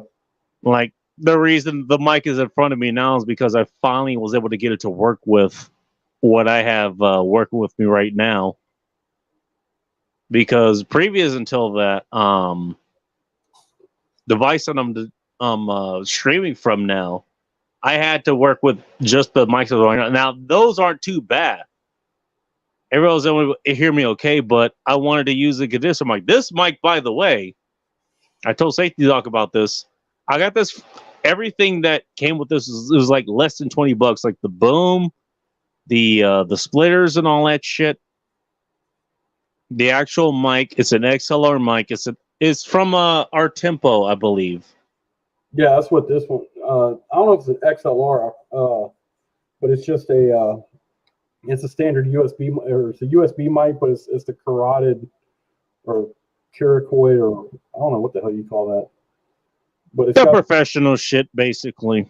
Yeah, and it's got 3 different settings or 4 different settings on it to where you can do the mic itself.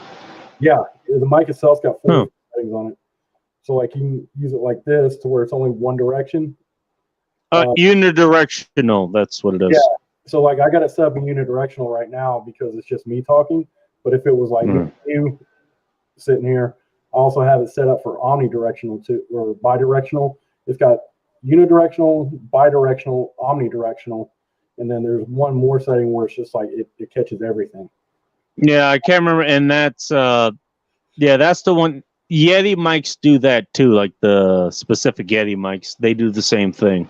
Yeah. The problem was I was wanting to get a Yeti mic, but I guess because Corona, you couldn't find them anywhere.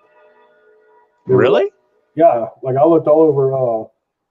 Well, they had like the professional ones on Amazon, but those things were like $300. And I'm like, I don't. Holy shit! Yeah, they had like the really top tier Yeti mics that were there for like $250, $300. I'm like, I'm not going to spend that much money on it. Yeah, nah.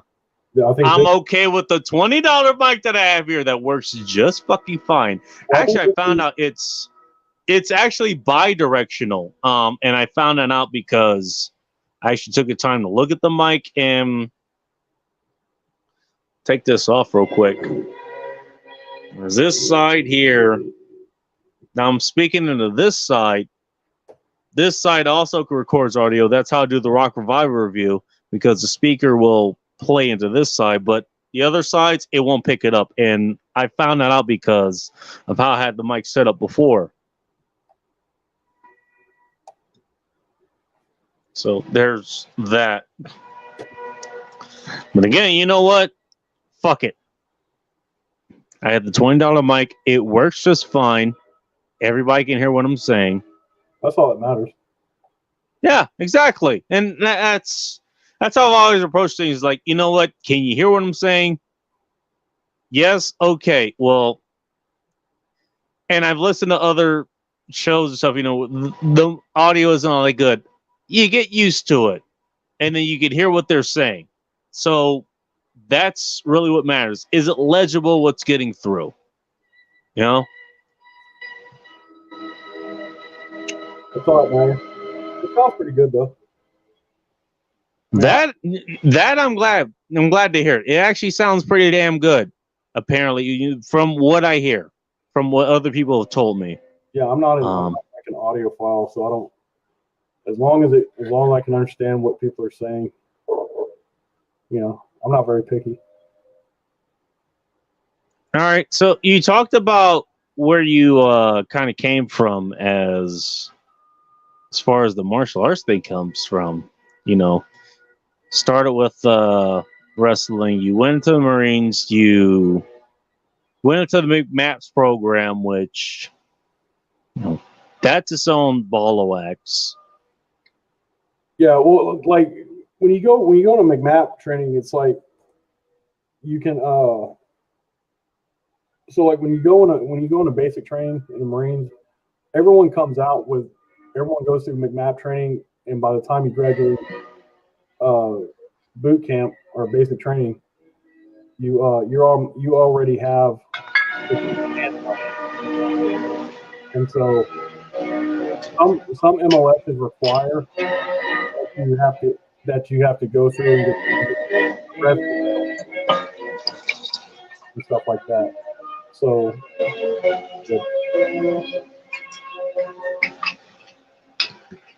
no, the question I wanted to ask was, because that was the other question. How did you what did you start with? How did you get into it? And you just like, where did you end up?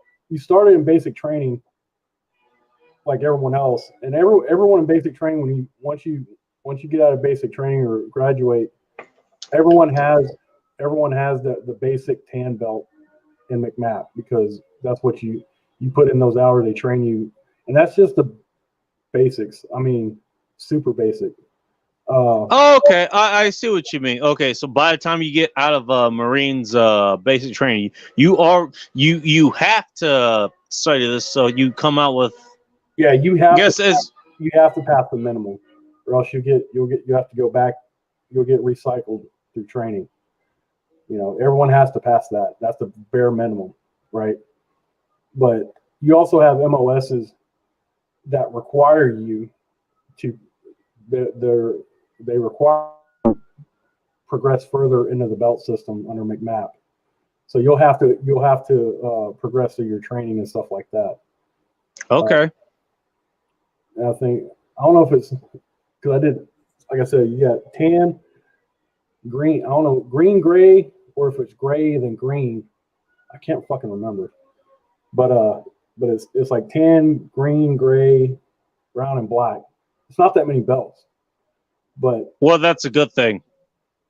Yeah. You don't want a ton of belts in that. And just to give you a side story, not to cut you off, but yeah, my class, they actually cut that out. There was yellow and orange belt, and there was purple belt thing, and that was the one where purple belt was the one you had the potential to become a black belt if you actually made it there. And my instructor, she actually cut the other two belts up because we had too many people who were they ended up staying too long in those other two belts, where it just as time dictates, it just took too much time to get them to the other ones, so he cut those out. So I can kind of understand that you want as few belts as possible. Yeah, because we don't have time for it, and the training is very condensed too for those maps or for those belts. Really? Yeah, they throw a lot at you. All right. After the first one, because the first one's easy. A child can probably get that. It's just real basic stuff. They told us is like if you're a brown belt, they teach you just enough to get yourself in trouble. They teach you like how to throw a punch, how to throw a punch, basic knife fighting, block, and they also teach you how to throw a punch, arm bars, basic arm bar, basic wrist locks, all right, stuff like that, and they teach you the chokehold. So. And so, as far as the other question goes, though, how far did you get? I mean, where are you at? Well, I'm pretty sure you're not doing arm bars or anybody these days unless they want to make you wear a mask or something. How far did you actually get? I think that was the other part of that question. I eventually got to a green belt level before I got discharged, and I progressed further in that and became a green belt instructor because it sounded like it'd be fun. All right. It gave me shit to do. You didn't have to do it. Nice. See if I could do it. But to become an instructor, you have to know everything up until and that includes the previous belts.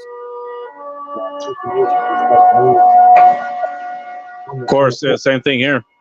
Yeah, it all builds up on each other, and you have to know to become an instructor. So if you're like a green belt instructor, that means you can also below that one as well. You be a trainer there. Right.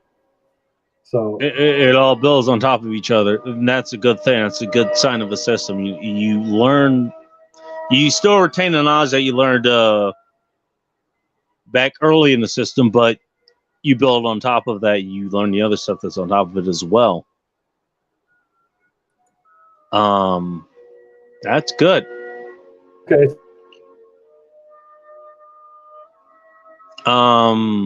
I guess if I was to answer that question, I mean, I talked about this. The reason I brought that up is I was going to talk about something else differently, but I figured I might want to do a little bit more research on that. You know what Paul Saladino is? The name sounds familiar. You have to remind me. He's the guy who wrote the Carnivore Code. And basically his push is like, just eat, ruminants like grass-fed beef and eggs that are like traditionally raised and all this shit. He actually does have his MD and all that stuff. And he's been on this kick about, bacon and chicken will kill you because they're fed corn and it has linoleic acid. And I'm not going to get into all the science and all that shit now, mainly because I haven't gotten to it in about a year or so. But I'll be getting to that at some point. Let's just put it this way: me and him, them be fighting words as far as I'm concerned. I think he's just going a little bit too far. Long story short, if you're eating polyunsaturated fats, and that's what he's really talking about, that's the shit that'll kill you. But he's going into the foods that actually get fed that gets fed that and can't really process it all that well. That's a whole different discussion entirely. I was going to do that, but I came across this conversation. I did it a while ago, and again, as I said, how did you get started in martial arts, and where did you end up? So, I talked about my experience. I got my ass kicked so many goddamn times, and long story short, I got tired of that shit, and I was in church. I saw this fucking pamphlet. Hey, go study this, and I went into that. I got fairly proficient in that. I think it was Shorin-ryu karate, and in any martial art, they're going to teach you other things. You're going to learn different, weapons, techniques, and stuff. So it's not just you just punching and kicking all this shit. So you learn other things. Another instructor showed up. I ended up fighting one of his students, and I didn't have the conditioning to take him down, but I had a technique, which it kind of ended in a draw. Like, he was beat down, but I was tired. Again, I was the fat kid. I'd beat your ass too, just for funsies. I believe you. Here, I'm gonna DM you this real quick. No, but what ended up happening was, I guess it made such an impression on him that Again, same fucking church. He showed up and he recruited me at the fucking church. Oh, there you go. He was like, hey, I'm here. Like, here's where my class is. You can show up here. And I decided to show up there. And I was there for quite a while. And I think I was like a junior. I was a brown belt or junior black belt or something like that.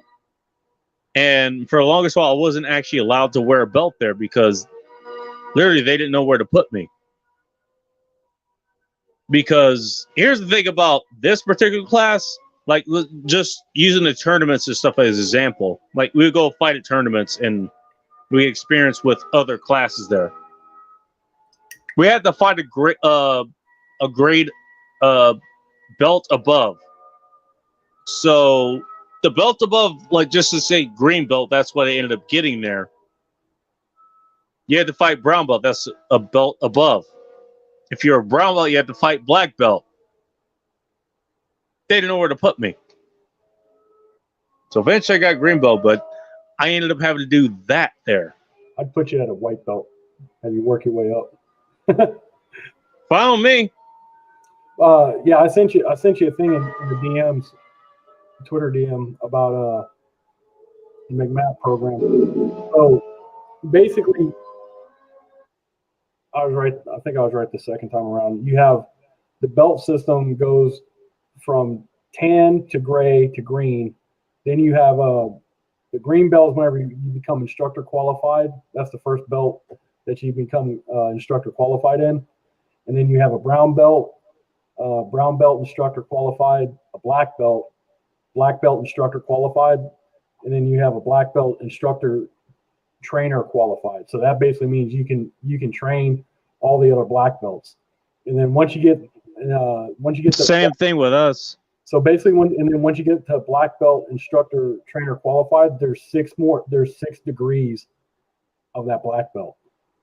Oh, so you had degrees too. That's actually I was going to ask because it sounds like the way you just worked with the belt. I was going to ask about that because we kind of do the same thing. You have what is it?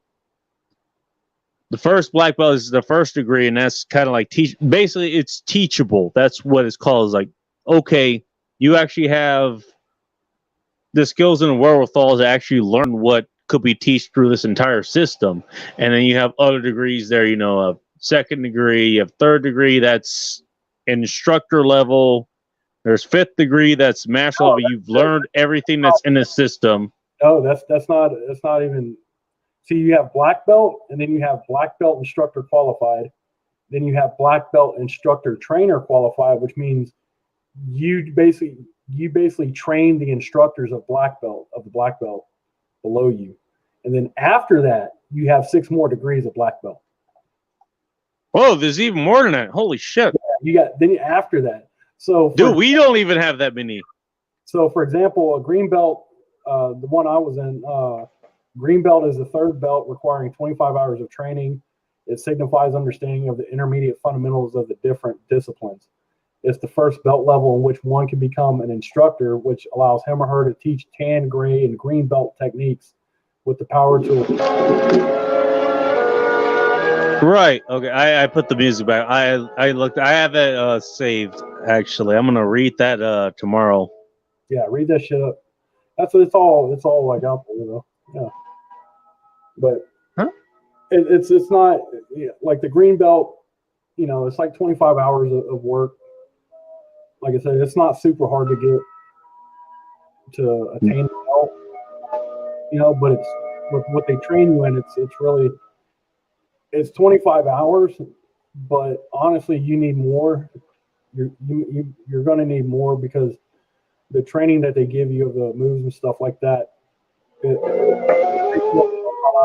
shit, and to retain it. Yeah, I mean, it's that, and we talked about this, I think, on a few tweets actually. All that shit is going to take. It's going to take a lot of repetition, so it gets in your muscle memory. So you don't have to think about this shit before you actually have to use it. And going by just, I guess, my class. Hell, it seems you guys recently maybe a little bit more than us. Yeah. We're able to teach a couple of degrees below us. So if we're first degree black belt, we can teach somebody up to a green belt.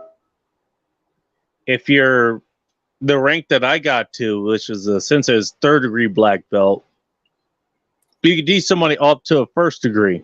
If you're a master that's fifth degree, you can teach somebody up to a third degree, and so on and so forth. Yeah, see, with ours, you can teach whatever belt level you're. Well, that's if you're an instructor. You can get green belt, but then you also have a green belt instructor. And you know, a green belt or an instructor of a belt is gonna have the color belt, and it's gonna have like a little kind of like a little tan loop on it. And if you see that, that means they're an instructor. The one time that's different. So do they actually wear? Do you guys actually wear belts, or is it kind of like No, we wear the belts. Yeah, like if we wear them with our BDUs and stuff like that, with our camo gear, our camo dress. No kidding. Yeah. So Huh. I still have my tan belt somewhere. It's in a box somewhere, but I still have it. So I don't wear it. No, well, why would you? I mean, as we say, that just invites trouble. Yeah, it's really not useful. I don't run around in camouflage though, you know, because it's kind of a wide belt. All it is. It's just a webbing, a belt.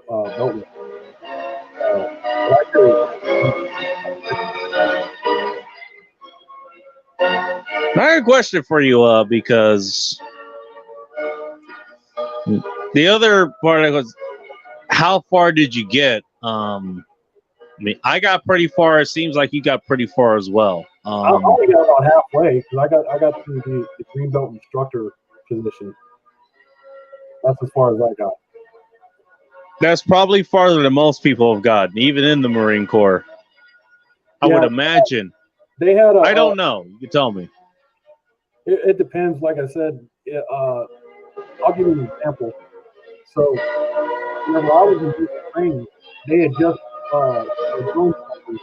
The drill instructors have to go to drill instructor school to learn how to be a drill instructor, and it's a 3-month course, just like the basic training all over again, but harder. And whenever I was in there, they had just passed a thing where all the drill instructors had to have, at least at a minimum, they had to have a green belt. Green belt, I think isn't that the maybe I heard this wrong. Maybe is that the minimum for the big map or whatever? No, but the minimum, the first belt is. Oh, the minimum was 10 actually. Sorry, my bad.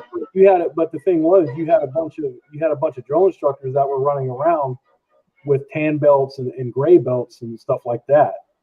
So Jesus, they wanted to make all uniform. Be like, look, if you're gonna be teaching these recruits, you know, McMap, you have to. They wanted you to at least be a green belt. Makes sense. You don't have to be an instructor, but you had to have a green belt.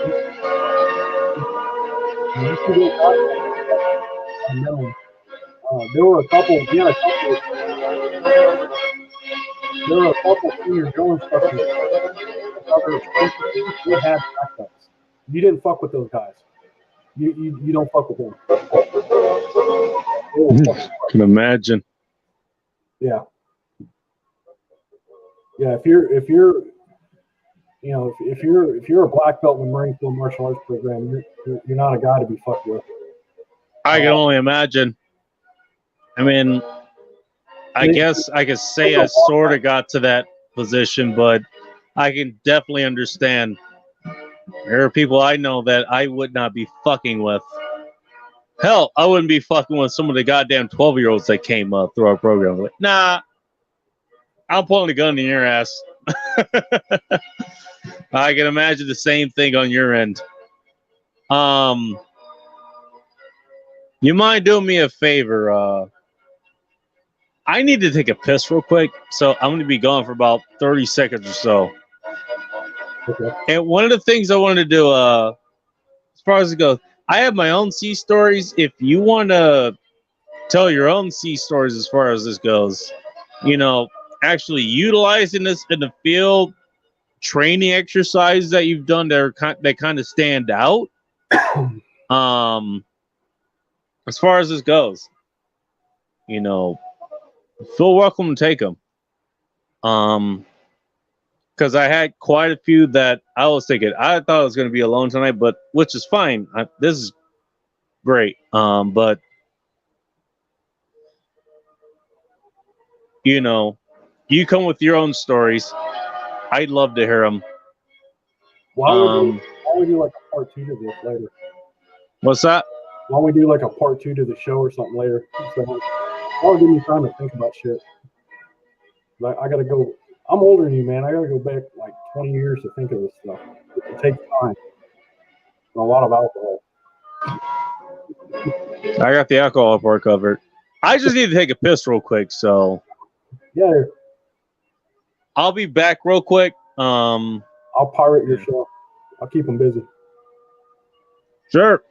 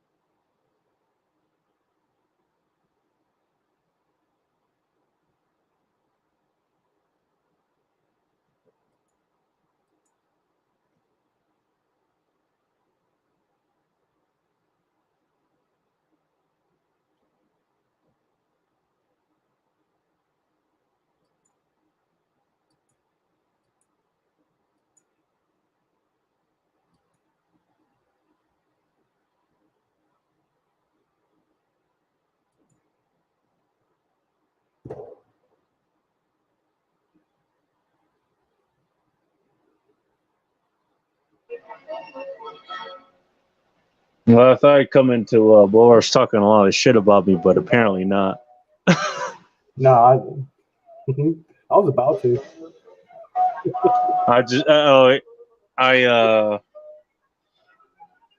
I took a piss too quickly. Hey, nice benefit. I talked about this in the last show. What was it?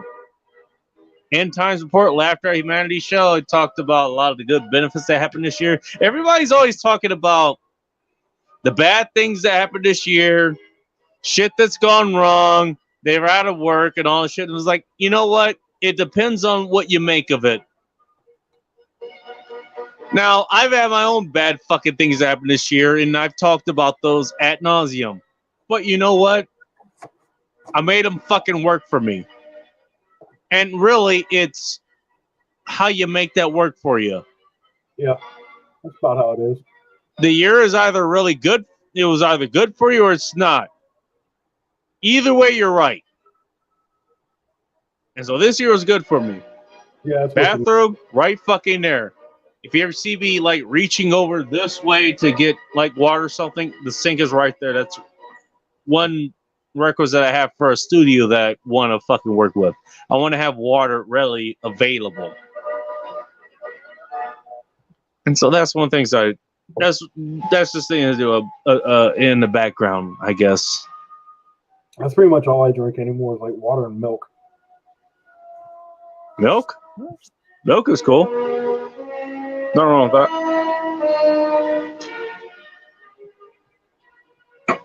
He says just water and milk because he doesn't. He's a teetotaler. He doesn't drink any alcohol at all or anything. Okay, yeah, sure. Okay. Yeah.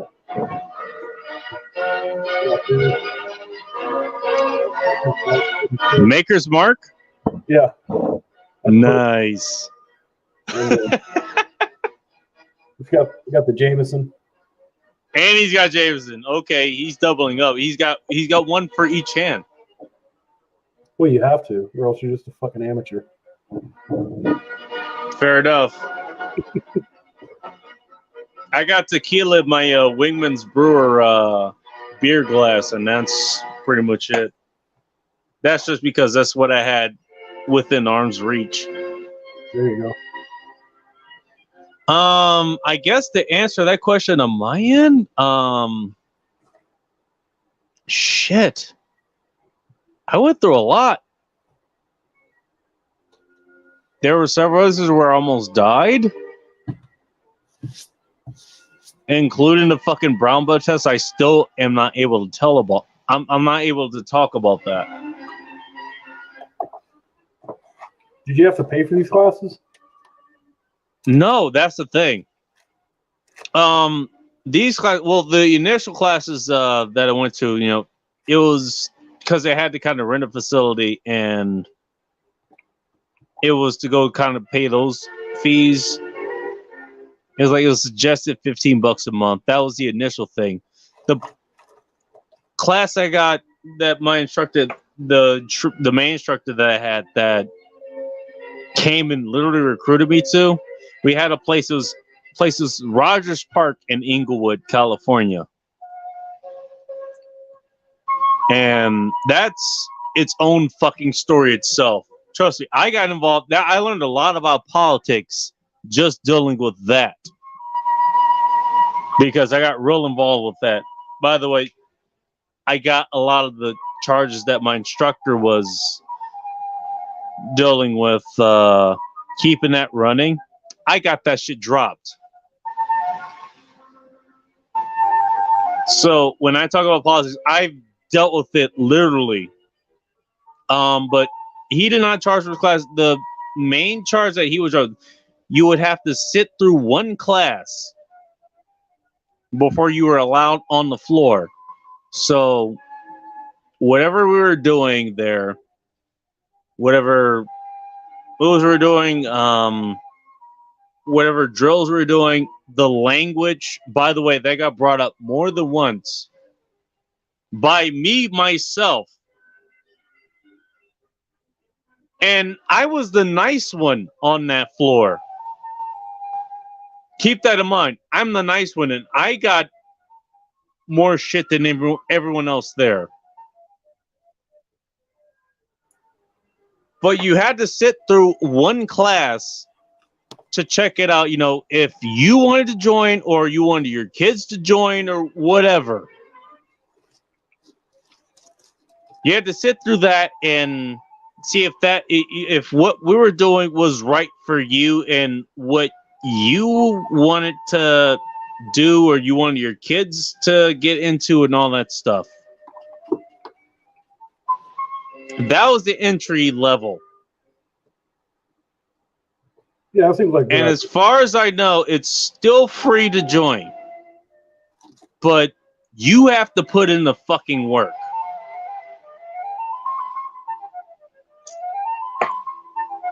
There's no prices for like getting different belts. I think we did it. It was like every 6 months or so, January and June.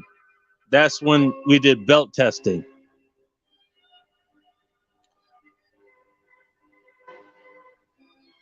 And these days, if you fell more than once, you're automatically kicked out. Like, you're not allowed in anymore. Damn. It used to be, you know, like maybe 3 or 4 or so. My instructor has kicked it down to that. It's like, no, we're not fucking around anymore. If you're not dedicated enough to figure this shit out, I don't have time to teach you because you're not spending enough time to listen. Now, maybe it's luck or something. I'm not going to say that I'm the best goddamn person on the planet as far as this goes. I've always managed to pass these exams every fucking time I went through them. But I watched people just fucking watch. I'll tell you this. Here's one thing that happened with this class. Now, we've had over 10,000 people, literally, not kidding you, join this class. And one respect or another, whether they were there for a second or they were there for a little bit longer than that. Out of 10,000 people, do you want to know how many people actually made it to black belt in this class? Take a wild guess. Out of 10,000 people, 10. Lower. Oh my God, like 5? You nailed it. 5. I'm one of them. Jesus. When I say that we did not fuck around, I mean it. Only a few of us actually made it in this damn class. I'm one of them. One of the people who he's younger than I am. He made it. One of the guys who ended up getting excommunicated because that's a whole nother story entirely. He made it there. My instructor's wife, he made it there, and there was another guy, I can't remember who he was. He made it. Literally 5 out of 10,000. Plus.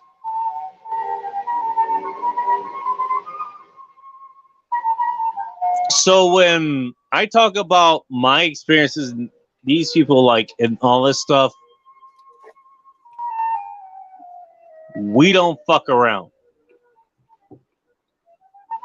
Were they like beating you with sticks and shit? Oh, we did all kinds of shit. Hell, I talked about that. I'll give you a quick story. I talked about this in the martial art article. One of the brown belt tests. And this is one I could talk about. Yeah, like you know what a staff is, right? Big 6 foot staff, right? Mm-hmm. So you had to learn like the 5 blocks. It's like this one you block directly overhead. These sides and then the down ones. And my instructor, he's using his master staff. Do you know what a master staff is? A master staff, it's not just a straight stick. It's heavy on one and it's kind of light on the other. It's very specialized. But he's using the big fucking end to attack you with. And you're just using like just kind of one of the regular sticks that he's got you from the regular martial arts store or wherever.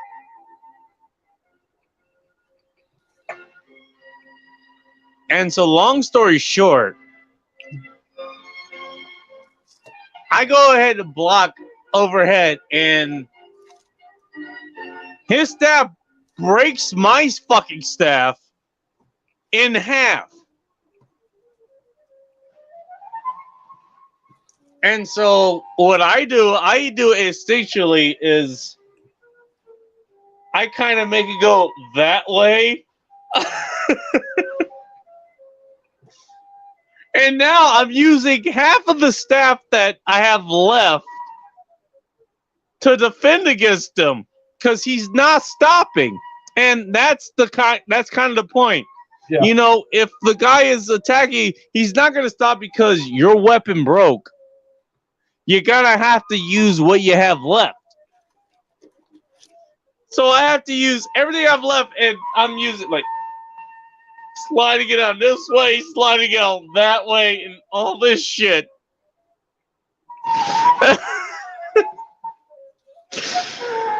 And I had to do that. Now, I made it through that. Now, one of my buddies, or one of the other guys, he did get his black belt at some point. He was not so lucky.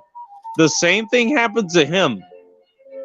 His staff broke in half when my instructor used master staff to break his staff. He was not so lucky. He got his head hit quite a bit.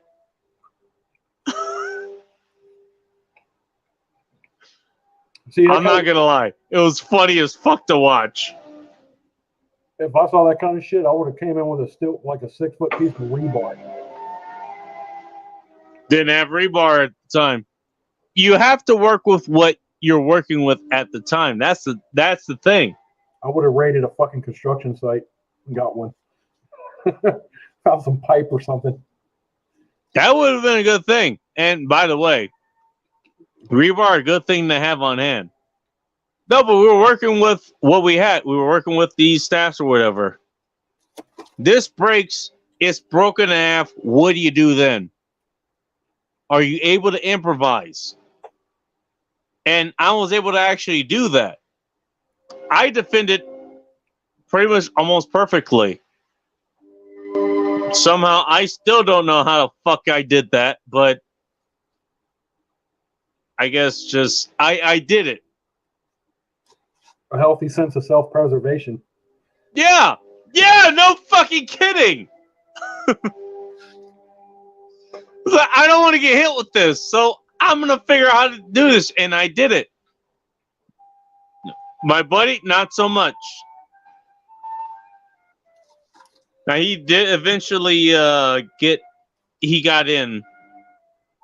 He's one of the 5 that made black belt. I think maybe 6 or something now. I don't know. But we did. That's how hard that fucking training was. And now's the first fucking day. This is including the other ones. And trust me, those were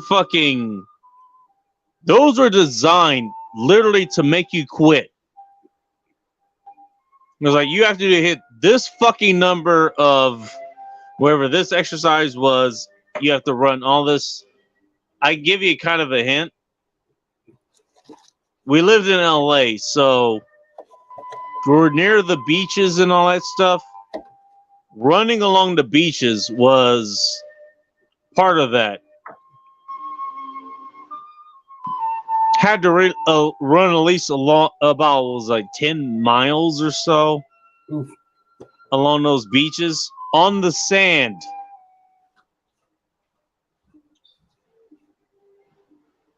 And there's a third day I can't talk about at all. Like, I'm literally, I'm locked. I'm never going to talk about that.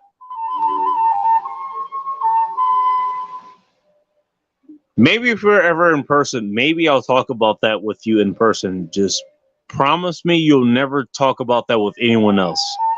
But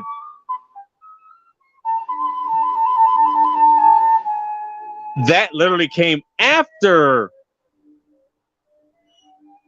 the fucking second day where a lot of that training conditioning came from. To get to the brown belt, literally, not even a black belt, the brown belt. That's what that was for. That's brown belt training.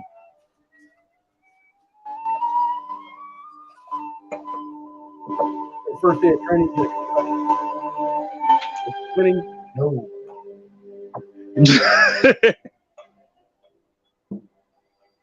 I'm not kidding about this shit.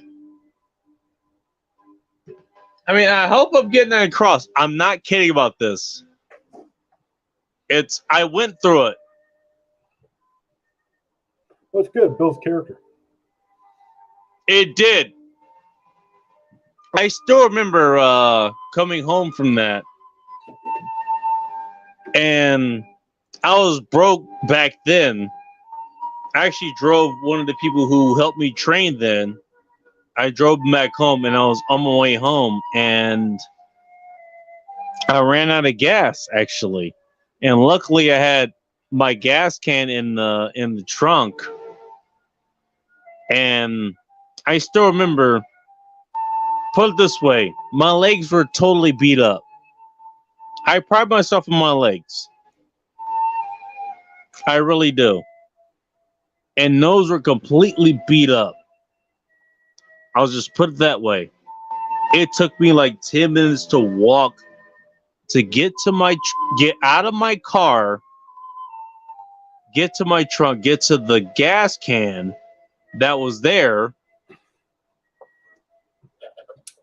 and then open the the fuel tank and whatever, get the gas in there, then to get back into my car and get home. And even better, once I got home, keep in mind, at this point, I still lived at home. I still lived at my parents' home. They were not, my mom was not happy that I was home for whatever fucking reason. So she didn't want me there and she wanted me to leave. So I had to go back outside and sleep in the fucking car. I shit you not. I had to go sleep in the damn car with my legs completely beat the fuck up. And after that, she kind of understood it. I think I told her a little bit what had happened, and she finally understood, but she didn't understand it at the time. But my legs were so fucking beat up, I could barely walk.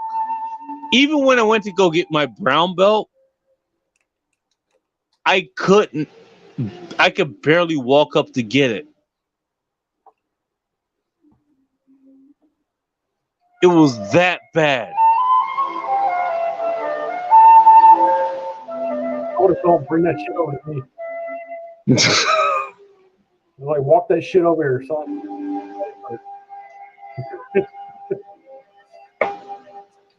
No, but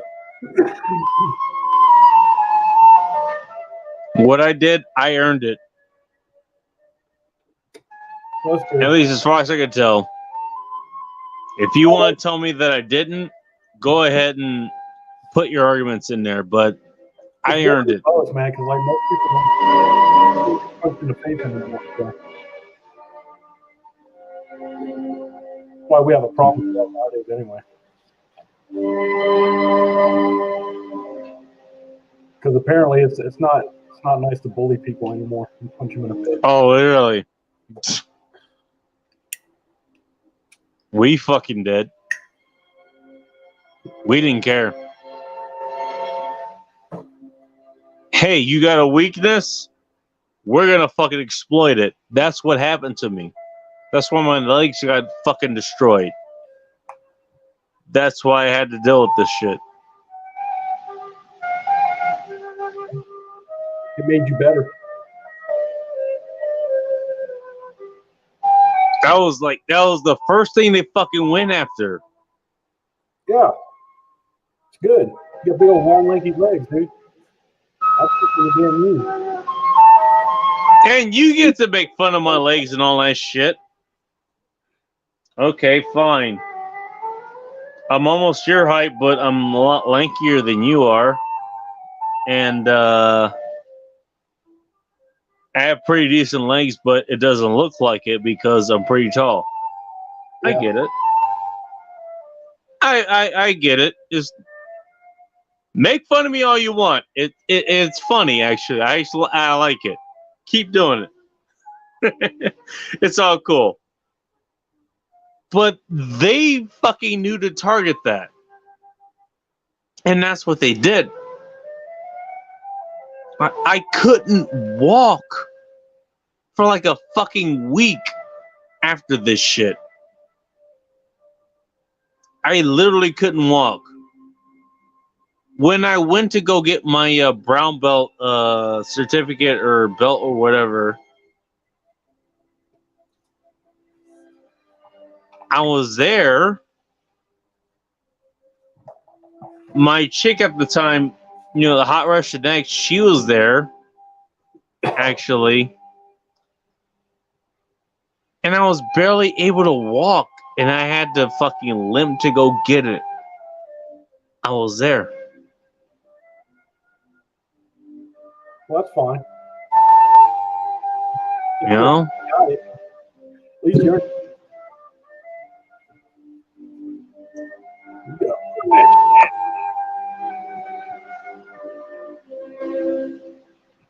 But no, I put that out there as, you know what? A lot of people can be badasses off camera or whatever. Me and Bull Rush, we were talking about different things. And trust me, Bull Rush is not some just on-screen badass. He is a badass in his own right. Let's put it that way. I'm just lazy. I shoot people now. I don't really. I don't blame you. Yeah, because like all that stuff, like in my younger years, has caught up with me. Like my shoulders kind of hurt now, and I got my lower back's kind of fucked up. So I really can't like go to the mat with people. At least not. Not that you want to do that, anyways. Yeah, I mean I can't like getting in a street fight now is like that'll be possibly be a bad situation for me, and I know that. So that's why I practice more. No, I definitely understand that, and I ain't got time for that other stuff. yeah, and you know what? Your time matters. It's what can you do with that time? Wrestling with this fucker, or are you gonna just fucking shoot him and move on? Yeah. I understand that. And especially if you're in Texas, you're gonna be fine with that because most of the laws out there, they're gonna favor what you're doing more than they are gonna do out here. I have to work with what's out here. Washington State, if I shoot somebody, that's gonna be a different fucking thing than if you in Texas shoot somebody. Yeah, I don't know. I'm always gonna have a gun. To me,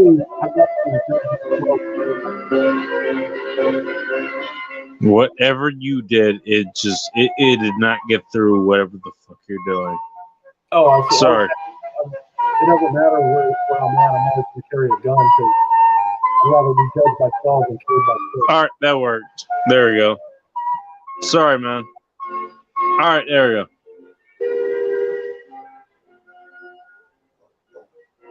But no, you're right.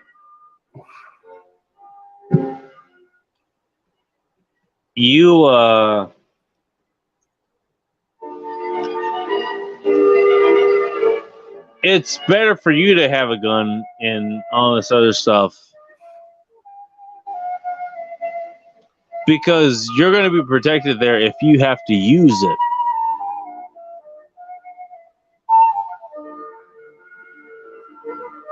And that's something I would recommend to anybody. Look, if your life is on the line,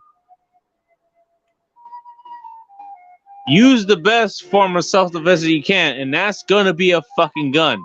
I understand that.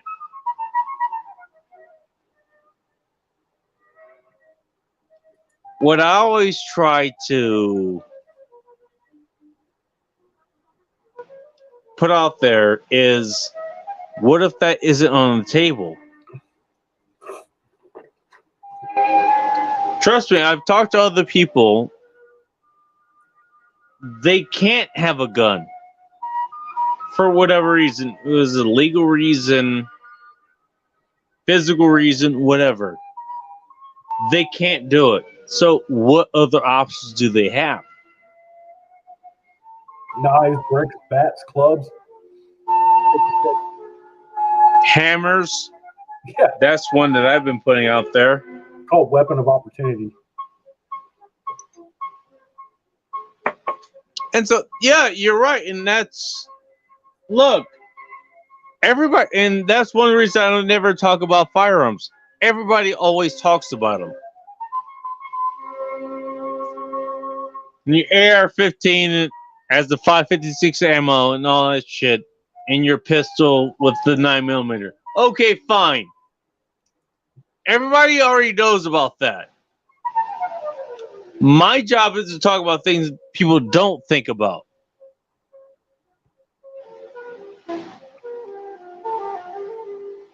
So what else is there?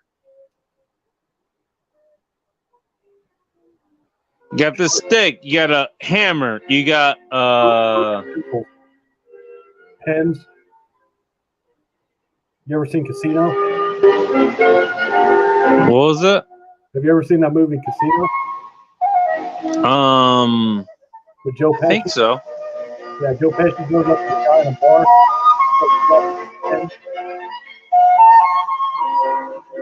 Stabs him in the neck with a pen. I think I remember it, actually, yeah. Yeah, you look it up on YouTube. It's fun. You know. You got a weapon. You do anything. Anything you need with a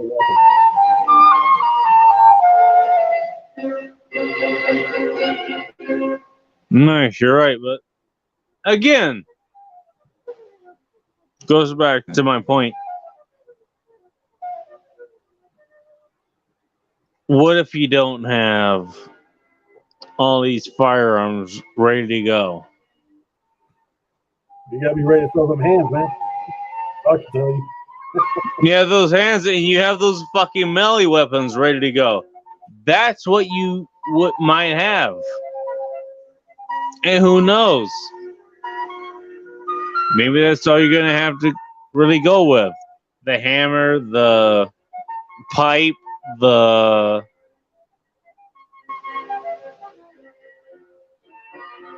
stick that you have, all that stuff. Staple gun. You might need that ready to go. And so are you gonna spend time to figure that shit out or not? You can use a skateboard.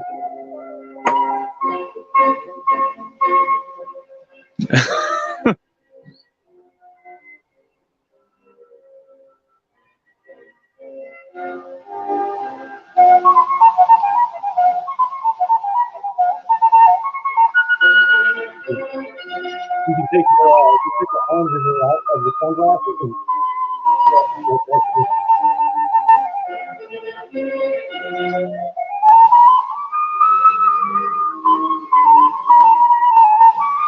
whatever they were saying, they were saying it in their mask or whatever. oh yeah. There, that's much better.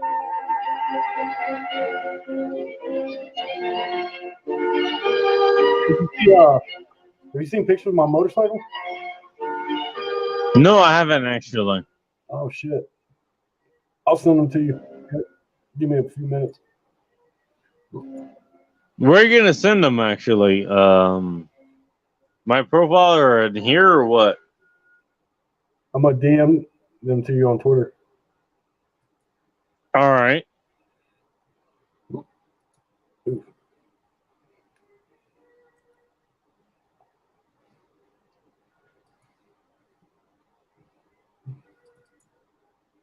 See if I still got them. Dude. I don't know what the fuck I'm doing here. Oh, I'm still alive actually. I on this one a little bit, but whatever.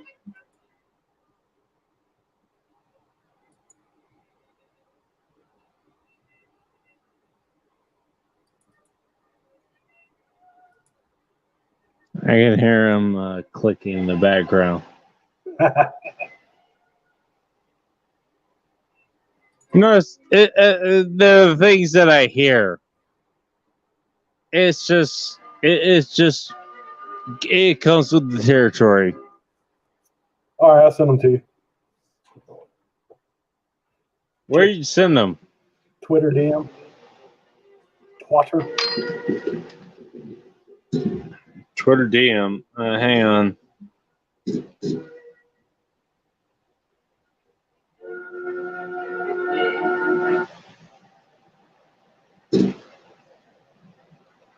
Shit.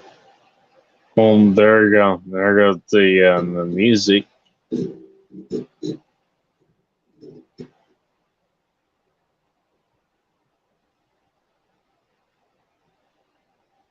Which is fine. You know what? That's fine.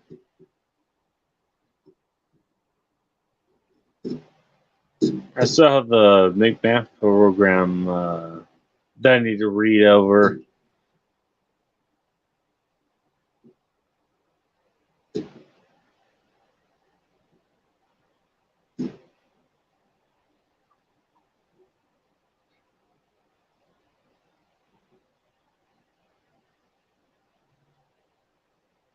Whatever, that's fine.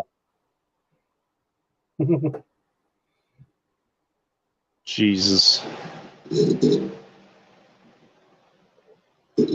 You know what? Just gonna let it roll. Fuck it. Hey, well, you know what? I think we answered the question rather adequately. I said, they wanted to know what Marshall they needed to know, and we told them. So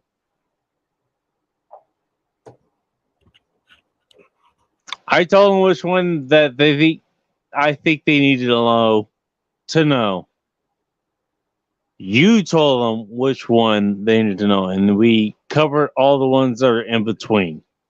So fine. If they want to ask specifically what they should know specifically, okay, they can go ahead and ask us, but we've already answered that. I'll tell them just to Google it.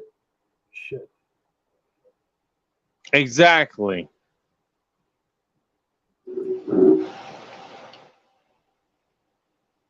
So we've already got that covered. Well, I just got better shit to do than explain that. Same here. That's why I just did with my phone just now.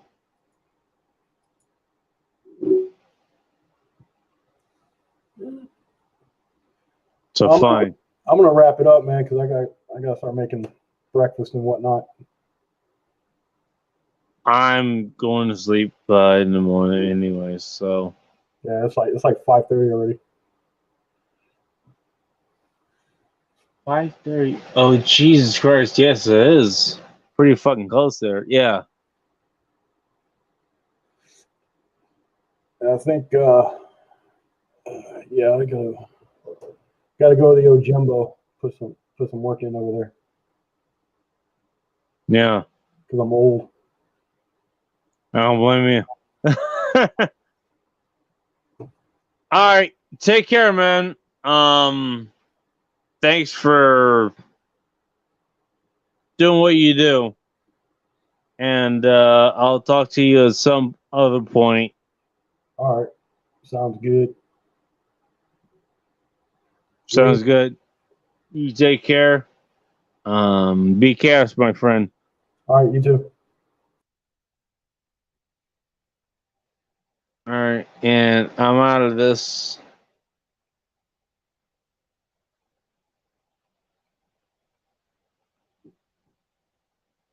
How you get out of this? There you go. Now this.